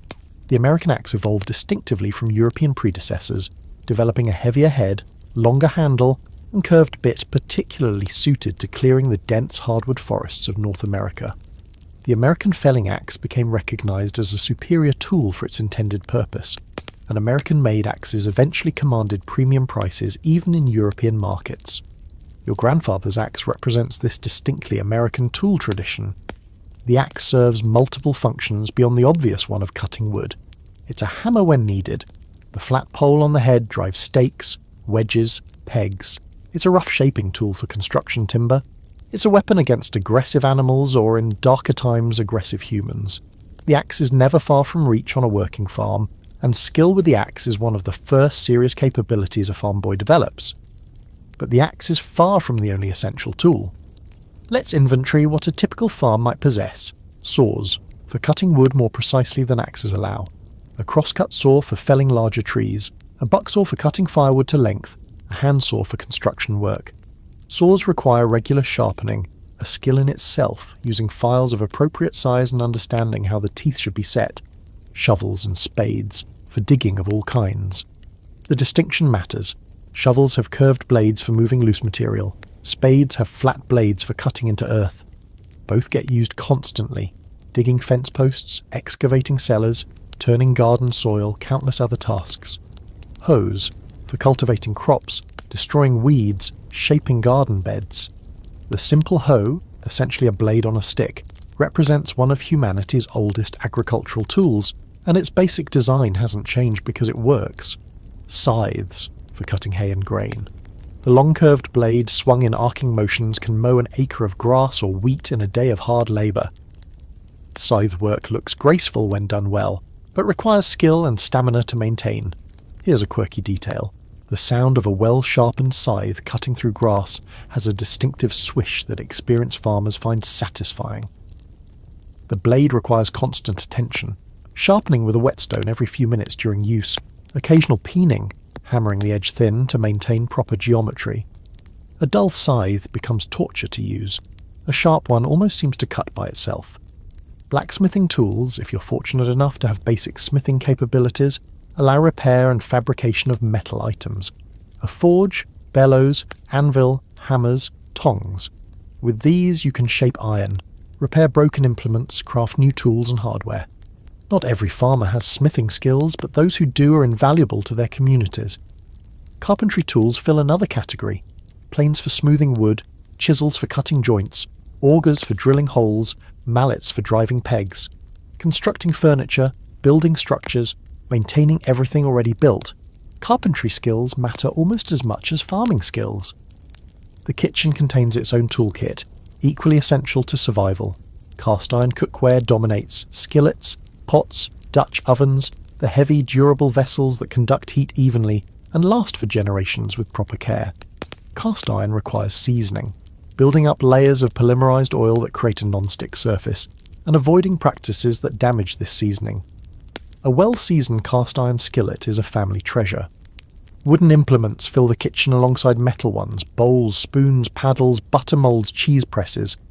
Wood doesn't conduct heat like metal, making wooden spoons comfortable for stirring hot liquids.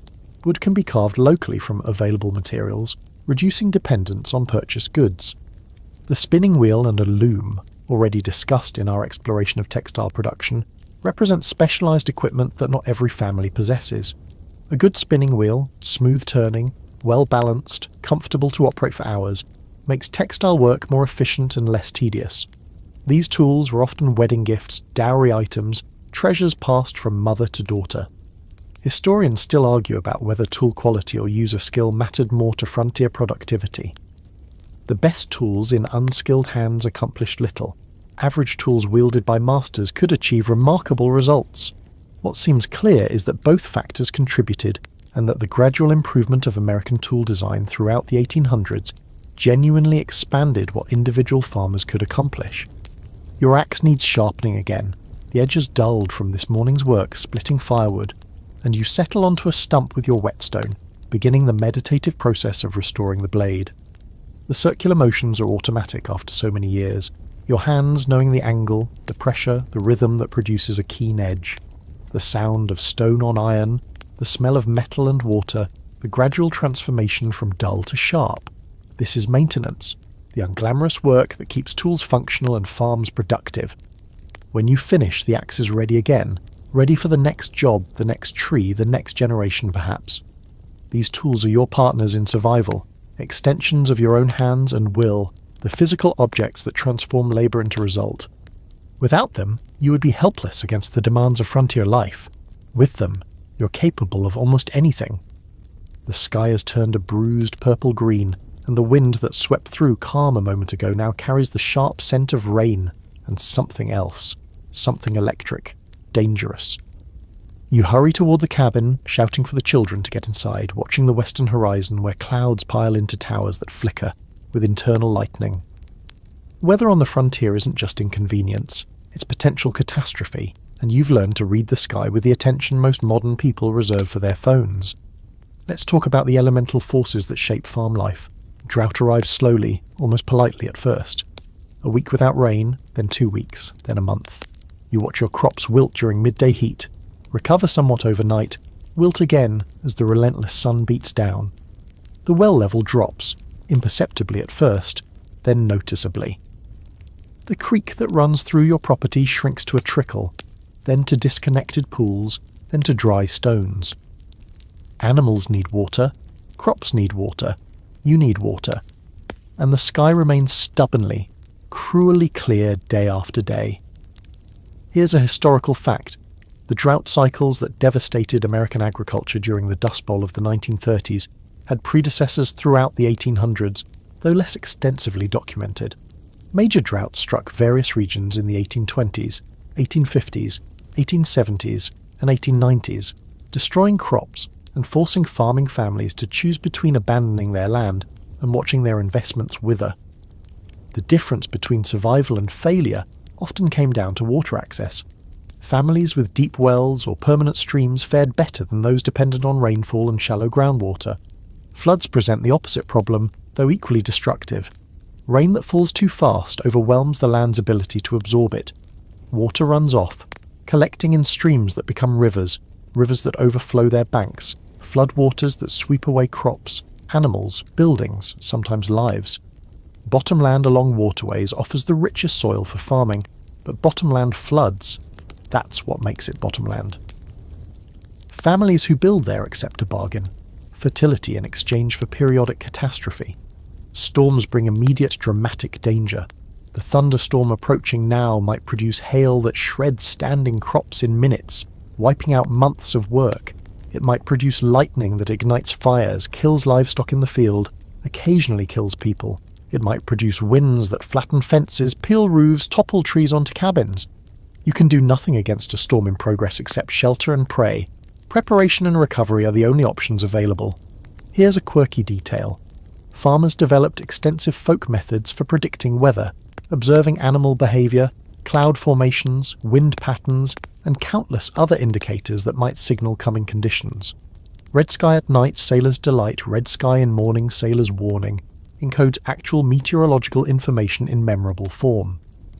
The behaviour of livestock before storms, cattle lying down, horses becoming nervous, provided clues that atmospheric pressure changes were occurring.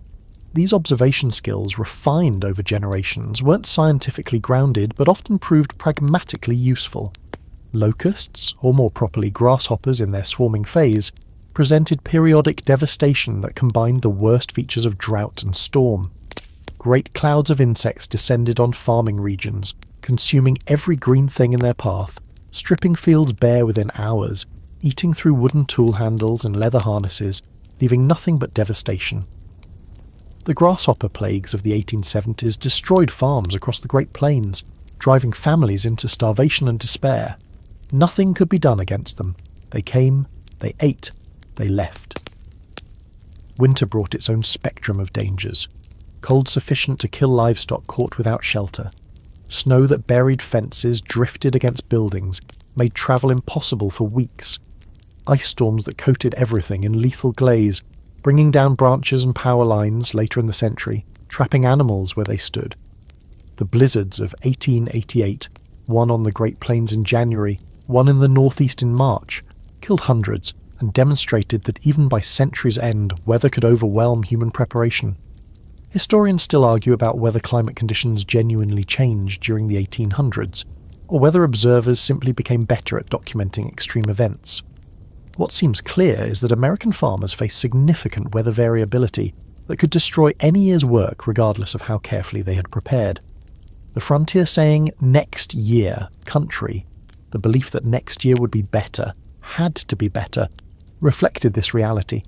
Hope was necessary because despair was always possible.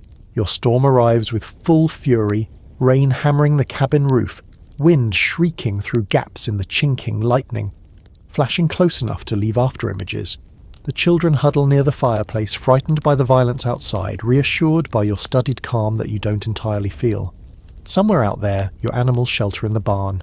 You hope the barn holds, hope no tree falls on it, hope the creek doesn't rise enough to flood the lower pasture. You can do nothing but hope until the storm passes. After perhaps an hour, the worst moves east, the rain diminishing, the thunder receding to distant grumbles. You step outside to assess damage. A tree down, but not on any structure. Some shingles loosened from the cabin roof. That will need attention before the next rain. The cornfield looks battered but not destroyed. The stalks might recover if given time. The garden has suffered more, tender plants shredded by hail. But even there some might survive. It could have been worse. It can always be worse. The weather watching never ends because weather never stops mattering. You scan the sky habitually now, reading clouds and wind without conscious thought, adjusting your plans based on what the atmosphere seems to be planning. Generations of farmers before you did the same. Generations after you will continue. The sky is unpredictable, unstoppable, capable of giving life or taking it, and all you can do is pay attention and respond as best you can. Tomorrow might bring perfect growing weather, or it might bring another storm, a drought beginning, an early frost. You don't know. You can't know. You just keep working, keep watching, Keep hoping that the elements will be kind enough to let your crops mature and your family survive another year. The fiddle music drifts through the autumn evening, and you're tapping your foot despite the exhaustion that weighs your bones. Old Henderson is playing, his arthritic fingers somehow still nimble on the strings, drawing out tunes that your grandparents danced to, and your grandchildren might dance to as well. This is entertainment on the frontier. Homemade, human-powered, dependent on whatever talents the community happens to possess. And somehow, despite everything, it's enough. Let's explore joy in a world that offered so little of it. Music provided perhaps the most accessible form of entertainment. Instruments varied by what families possessed. Fiddles, harmonicas, banjos, Jews' harps, whatever someone had brought from elsewhere or managed to acquire. No electricity meant no recorded music. Every performance was live, performed by actual people who might be neighbours, relatives, travelling musicians passing through. The songs came from various traditions, old country tunes carried across the Atlantic, African-influenced rhythms filtering up from the South, original American compositions born from frontier experience. Here's a historical fact. The folk songs collected and published later by researchers like John Lomax represent only a fraction of the music that actually circulated in frontier communities. Many songs were never written down, passing orally from singer to singer, gradually evolving with each transmission, eventually disappearing when the last person who knew them died. The musical heritage we've preserved is like the visible portion of an iceberg, impressive but only a hint of what once existed. Dancing accompanied music whenever space and occasion permitted. A barn cleared of equipment could become a dance floor. A large cabin could accommodate a small gathering. The dances were community events, reels, jigs, squares that required multiple couples moving in coordinated patterns, caller shouting out moves that dancers executed with varying degrees of grace. Young people used dances as opportunities for courtship, supervised by watchful parents, but granted more freedom of interaction than everyday life typically allowed. Here's a quirky detail. Some religious groups prohibited dancing as sinful entertainment, viewing the physical intimacy and worldly pleasure as spiritually dangerous.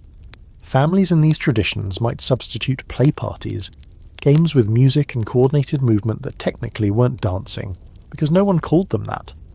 The distinction seems legalistic to modern ears, but it mattered deeply to people who took religious prohibitions seriously. Storytelling entertained when music wasn't available. Long winter evenings, huddled around the fire, provided natural occasions for narrative.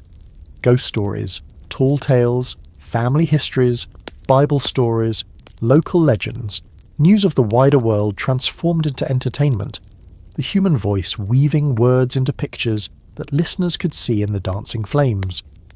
Good storytellers were valued community resources, sought out for gatherings, remembered long after their deaths. Reading, for those who could read and who had access to books, provided more solitary entertainment. The Bible dominated most households' libraries, read both for religious instruction and for the narratives it contained. Stories of adventure, faith, betrayal, redemption that kept listeners engaged across centuries. Beyond the Bible, whatever books a family possessed might be read and reread until their pages fell apart. Novels, poetry, history, whatever fortune and inclination had provided. Quilting bees combined productive work with social entertainment, particularly for women. The basic principle was simple. Multiple women gathered to work collectively on a quilt, their combined labour finishing in hours what individual work would require days or weeks to complete. But the gathering also provided opportunity for conversation, gossip, relationship building, the kind of social interaction that isolated farmwives desperately needed. The quilts produced were both functional bedding and artistic expressions, with patterns passed down through generations and regional variations that quilt scholars still study. Games entertained children and sometimes adults. Simple toys, carved wooden animals, rag dolls, balls made from stuffed fabric served the youngest. Older children played variations on familiar games, tag, hide and seek, blind man's buff, contests of various kinds. Adults might play cards, if religious scruples permitted, checkers, chess, dominoes, games requiring minimal equipment that could fill evening hours when weather precluded outdoor work. Holidays punctuated the calendar with anticipated celebrations. Christmas was observed with varying degrees of elaboration depending on family tradition and resources, Religious services, special foods, perhaps modest gifts for children. Independence Day brought community gatherings, patriotic speeches, perhaps fireworks or gunfire in celebration. Harvest festivals mark the successful completion of the agricultural year. These occasions provided something to anticipate, something different from the endless routine, something that reminded people that life contained pleasures as well as labours. Historians still argue about whether frontier life was fundamentally grim or whether people found more joy in it than modern observers assume. The truth probably varies enormously by family, by region, by individual temperament. What seems clear is that entertainment, while limited by modern standards, occupied a meaningful place in frontier consciousness, that people sought pleasure, created pleasure, shared pleasure, even in circumstances that might seem to offer little opportunity for it. The fiddle music continues, faster now, a reel that sets feet moving whether their owners intend movement or not. Your daughter is dancing with Henderson's oldest boy, their faces flushed with exertion and something more, the spark of attraction that might in a few years lead to courtship and marriage. Your son has found friends his age and is engaged in some game that produces occasional shouts of triumph or dismay. Your wife sits with other women, talking, laughing, her face animated in ways that daily isolation rarely permits. These gatherings feed something essential in the human spirit, something that requires other people, shared experience, collective joy. The isolation of frontier life is bearable precisely because it's not absolute, because evenings like this punctuate the solitude, remind you that you're part of a community, renew the social bonds that make mutual aid possible. The music ends eventually, as it must. Families load into wagons, begin journeys home through darkness, return to the routine that will resume tomorrow. But something has been added, some reservoir refilled, some capacity for endurance restored. You can work another day, another week, another season. The music helps, the dancing helps, the simple human joy of being together helps.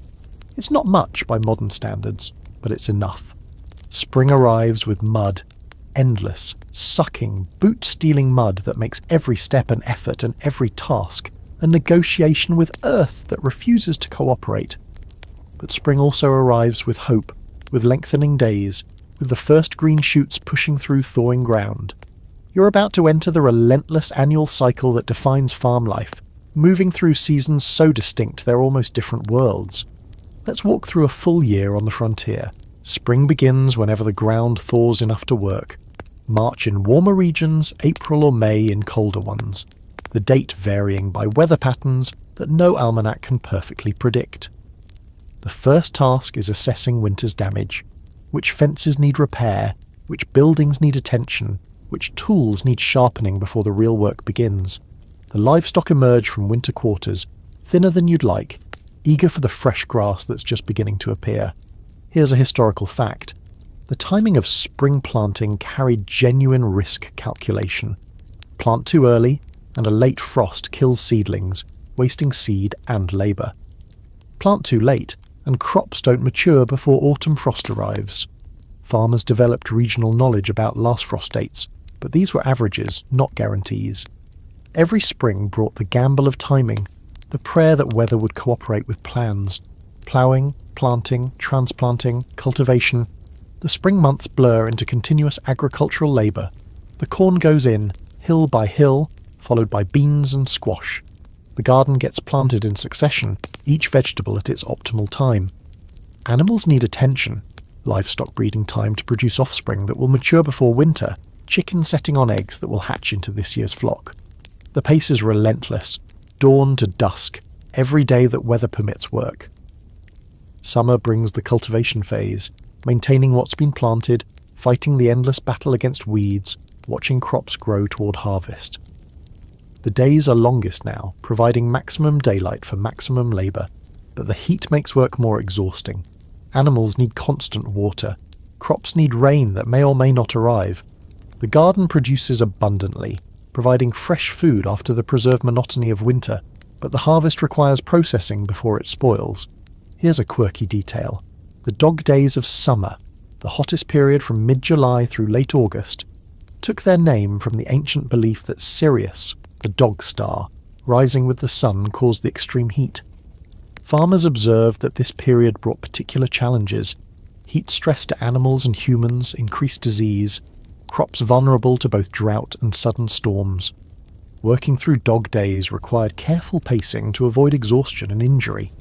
Harvest dominates autumn, the most critical season of the agricultural year. Everything you've worked towards since spring comes to fruition now or fails to. Corn must be picked, dried, shelled, stored. Wheat and oats must be cut, shocked, threshed, winnowed. Gardens yield their final produce, which must be preserved before frost ruins what remains. The labour is urgent because the window is limited. Once hard frost arrives, the harvest season ends regardless of whether you're finished.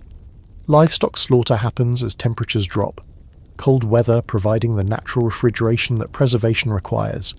Pigs that have fattened all summer and fall become salt pork, ham, bacon for the year ahead. Perhaps a steer or heifer becomes beef. Chickens past their laying prime become meat. The butchering is bloody, labour-intensive work, but it produces the protein that sustains families through winter. Winter might seem like rest compared to other seasons, but it's rest of a particular kind. Reduced but not eliminated labour, confinement but not inactivity. The shorter days provide less time for outdoor work anyway, but plenty remains to fill the hours. Equipment repair, tool maintenance, textile production, wood cutting, animal care that continues regardless of weather. Snow days might enforce genuine rest, but clear winter days are working days, just with different tasks than summer demands. Historians still argue about seasonal variations in health, mortality, and general well-being. Winter brought respiratory illnesses, cold injuries, cabin fever from confinement. Summer brought heat exhaustion, agricultural accidents, waterborne diseases that thrived in warm weather. Each season presented characteristic hazards alongside characteristic opportunities, and survival meant navigating them all. The rhythm shapes everything. Social activities cluster in seasons when work permits. Winter gatherings when farm labour is lightest. Community events timed around agricultural schedules. Religious observance fits around planting and harvest. Marriages happen in late autumn or winter when families can spare time for celebration. Babies arrive according to conception timing, but wise parents tried to avoid deliveries during planting or harvest when every hand was needed in the fields. Your body knows the rhythm at a cellular level. Muscles that lie dormant in winter awaken with spring's demands. Endurance that peaks during summer's long days fades as daylight diminishes. Even sleep patterns shift with the seasons. Early rising when summer sun provides morning light. Later rising when winter darkness discourages leaving warm beds. You are synchronized to the agricultural year, the way modern people are synchronized to work weeks and vacation schedules. This synchronization connects you to generations before and generations after. Your grandfather farmed this cycle. Your grandchildren will farm it too, if they stay on the land. The seasons don't care about individual preferences or modern innovations. They simply turn, demanding adaptation from anyone who tries to coax food from the earth. Spring, summer, autumn, winter, planting, tending, harvesting, surviving. The cycle has no beginning and no end. Just continuous repetition. Each year similar to the last but never quite identical. Each year presenting its particular combination of challenges and rewards. You're part of this cycle now, embedded in it, defined by it. The seasons shape your labour, your body, your mind, your relationship with the land and the community, and the larger patterns of existence. This is what it means to be a farmer, to live inside the turning year, responsive to its demands, grateful for its gifts, enduring its trials. The cycle continues. It always continues. The deed lies before you, ink barely dry, your name inscribed as owner of 160 acres in this territory that will someday be a state. Your hands are trembling slightly, from exhaustion, from emotion, from the weight of what this paper represents. You own land. You own land, a thing your grandfather could never have imagined, your father scarcely dared dream, a reality that your labour and luck have somehow combined to produce. Let's explore the powerful dream that drove frontier settlement. The Homestead Act of 1862 crystallised something that had been building for decades. The federal government would essentially give away land to settlers willing to claim and improve it. 160 acres, a quarter section, free to any citizen or intended citizen who filed a claim, built a dwelling and worked the land for 5 years. After completing these requirements, the land became yours absolutely, to keep or sell or pass to your children. The act represented a revolutionary transfer of wealth from public domain to private ownership, and it drew millions of Americans and immigrants westward, seeking their piece of the promise. Here's a historical fact. The Homestead Act, while transformative, wasn't the only mechanism for acquiring land. Earlier, settlers purchased federal land at relatively low prices, often $1.25 per acre. Speculators bought large tracts hoping to resell at profit. Railroads received enormous land grants as incentive for building, which they then sold to settlers along their routes. The patchwork of land distribution methods created complicated patterns of ownership and development that historians still work to untangle. But the dream remained consistent regardless of the mechanism. Own your own land. This aspiration meant different things to different people. For farmers from the crowded, tenant-dominated agriculture of the East Coast and Europe, it meant independence. No more rent, no more landlords, no more labouring on someone else's property. For immigrants fleeing various forms of oppression, it meant opportunity, a chance to build something lasting in a country that rewarded effort rather than birth. For those escaping various forms of failure or scandal, it meant fresh start, a new life in a place where no one knew your history. The process of claiming land required more than just showing up. You needed to locate an available parcel, not already claimed, not unsuitable for agriculture, accessible from roads or waterways that would allow bringing crops to market. You needed to register your claim at the land office, paying fees and navigating bureaucracy. You needed to actually live on and improve the land, meeting requirements that officials might inspect at various points. You needed to defend your claim against challenges from rivals who might dispute your filing or encroach on your boundaries. Here's a quirky detail. Proving up on a homestead, completing the requirements to receive final title, often involved testimony from witnesses who would swear that you had genuinely occupied and improved the land. This requirement created opportunities for fraud, as witnesses might perjure themselves for payment or favour. The land office system struggled to verify claims across vast territories with minimal staff, leading to widespread abuse that enriched speculators and disadvantaged honest settlers. The 5 years of required residence and improvement represented enormous investment of labour and uncertainty.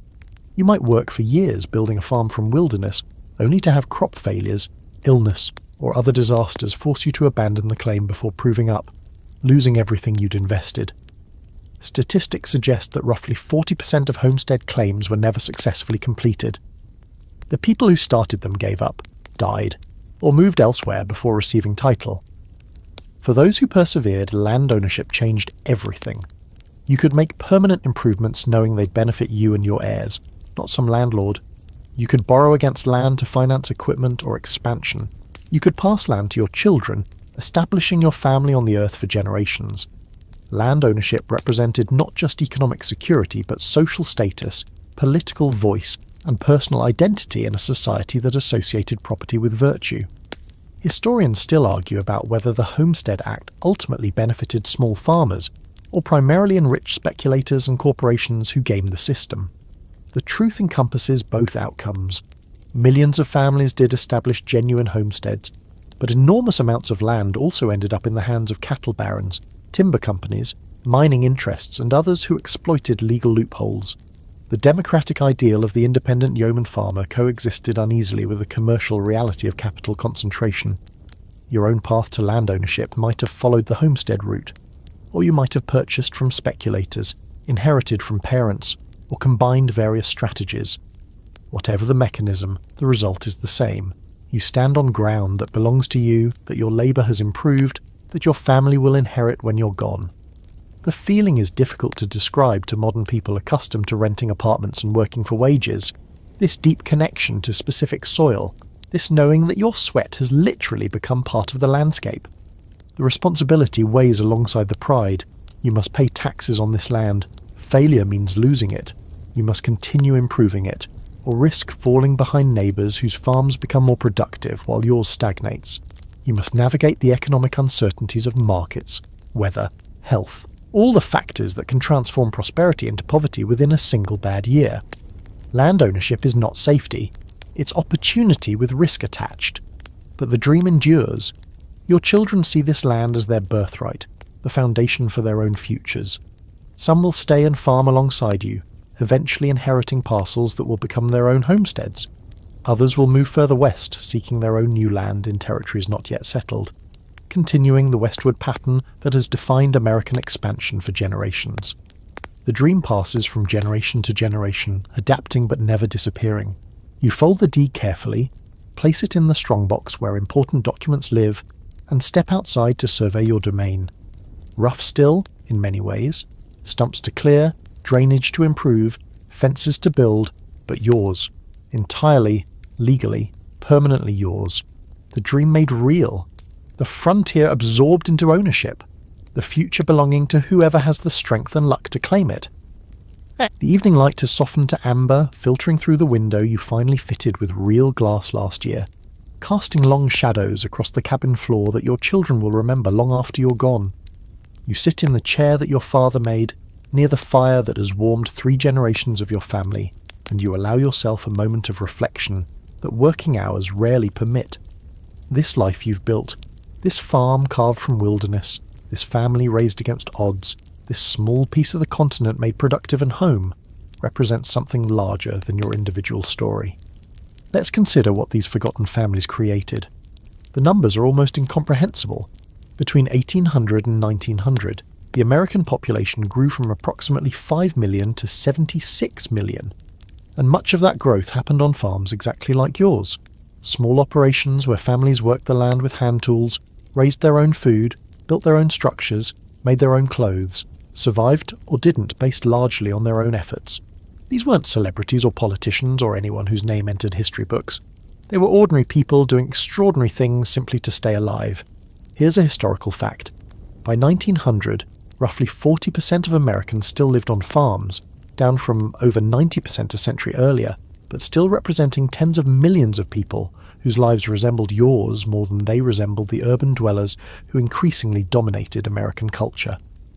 The transformation from agricultural to industrial society happened within living memory for people at century's end. Their grandparents had lived the life you're living now, and they still remembered the stories. The landscape itself bears witness to their efforts. Forest that once covered the eastern half of the continent is largely gone now, cleared field by field, acre by acre, by people wielding axes and determination. Towns that were clearings in your youth have become cities. Roads that were muddy tracks have become highways. The infrastructure of civilization, so easy to take for granted, was built on the labour of farming families who asked for nothing except the chance to own their own land and improve their own lives. The genetic legacy continues too. Your children, and their children, and generations beyond carry forward whatever biological heritage you've contributed.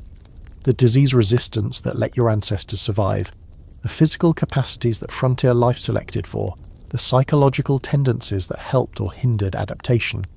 You're an ancestor now, or will be, part of the continuous chain of human reproduction that connect past to future regardless of whether anyone remembers your name. Here's a quirky detail. Many families kept records of births, deaths, marriages, and significant events in the blank pages of their family Bibles. The one book most families owned, preserved across generations, eventually becoming genealogical treasure troves for descendants researching their ancestry. Your Bible, if you keep such records, connects you to both past and future. Previous generations inscribed before your birth, future generations to be added after your death. The skills you've developed will be largely unnecessary within a few generations. Machines will plough fields that oxen struggle with. Factories will produce clothes that take families months to make by hand. Refrigeration will preserve food without smoking, salting, or drying. The specialised knowledge required to survive on an 1800s farm, how to read weather, when to plant corn, how to preserve meat, which herbs treat which ailments, will fade from common experience as technology replaces necessity. But something else will survive. The ethic of self-reliance, the value placed on hard work, the community bonds formed through mutual aid, the understanding that survival requires effort and cooperation, and luck. These attitudes, shaped by frontier experience, will persist in American culture long after the conditions that created them have disappeared. Historians still argue about how much of contemporary American character derives from frontier experience, but the connection seems undeniable, even if its exact dimensions remain debated. The sun has nearly set now. the last golden light fading to purple dusk, and the sounds of evening surround you. Crickets beginning their chorus, an owl calling from the woods, your animals settling into nighttime quiet. Your family gathers around the hearth, your spouse finishing some mending, your children doing whatever remains of their evening tasks, the youngest already asleep in the corner where a trundle bed waits. This scene, or something very like it, has played out in millions of cabins across this continent, the quiet end of working days that have filled years and decades and generations. You've survived another day, another season, another year. The crops came in well enough this harvest, the animals are healthy, the family is intact more or less, absent those lost to illness and accident whose memories still ache in unguarded moments. The future remains uncertain, it always remains uncertain, but for tonight at least you can rest in the modest security that your labour has provided. The fire crackles softly, the flames dancing patterns that humans have watched since the first spark was struck from stone. The rhythm of your breathing slows as the day's tensions gradually release. The world outside fades to darkness, and the world inside shrinks to this warm circle of firelight, family, home. This is what you've built. This is what it means. This is the legacy that will outlast you, in ways you can measure and ways you cannot imagine. And now, as the fire burns low and the cabin grows quiet, let us ease towards sleep ourselves. The stories of these frontier families, your family in the narrative we've shared, represent millions of untold stories, millions of lives lived with courage and determination in circumstances that would challenge any modern person to survive. The rhythm of their days was hard, yes. The losses they endured were real. The labour demanded everything they had and more. But within that difficulty they found moments of joy, connection, beauty. They danced to fiddle music on autumn evenings. They watched their children take first steps across rough cabin floors. They held hands with their spouses as storms raged outside, and inside there was warmth. Let their strength become your peaceful rest. Let the rhythm of seasons, the turning of years, the endless cycle of planting and harvest lull you toward dreams. The work is done for today. The fire is banked. The door is barred against whatever the night holds. Sleep now as they slept, trusting that tomorrow will bring its own challenges and its own gifts. Sleep with gratitude for the comforts they could not imagine and you possess without thinking.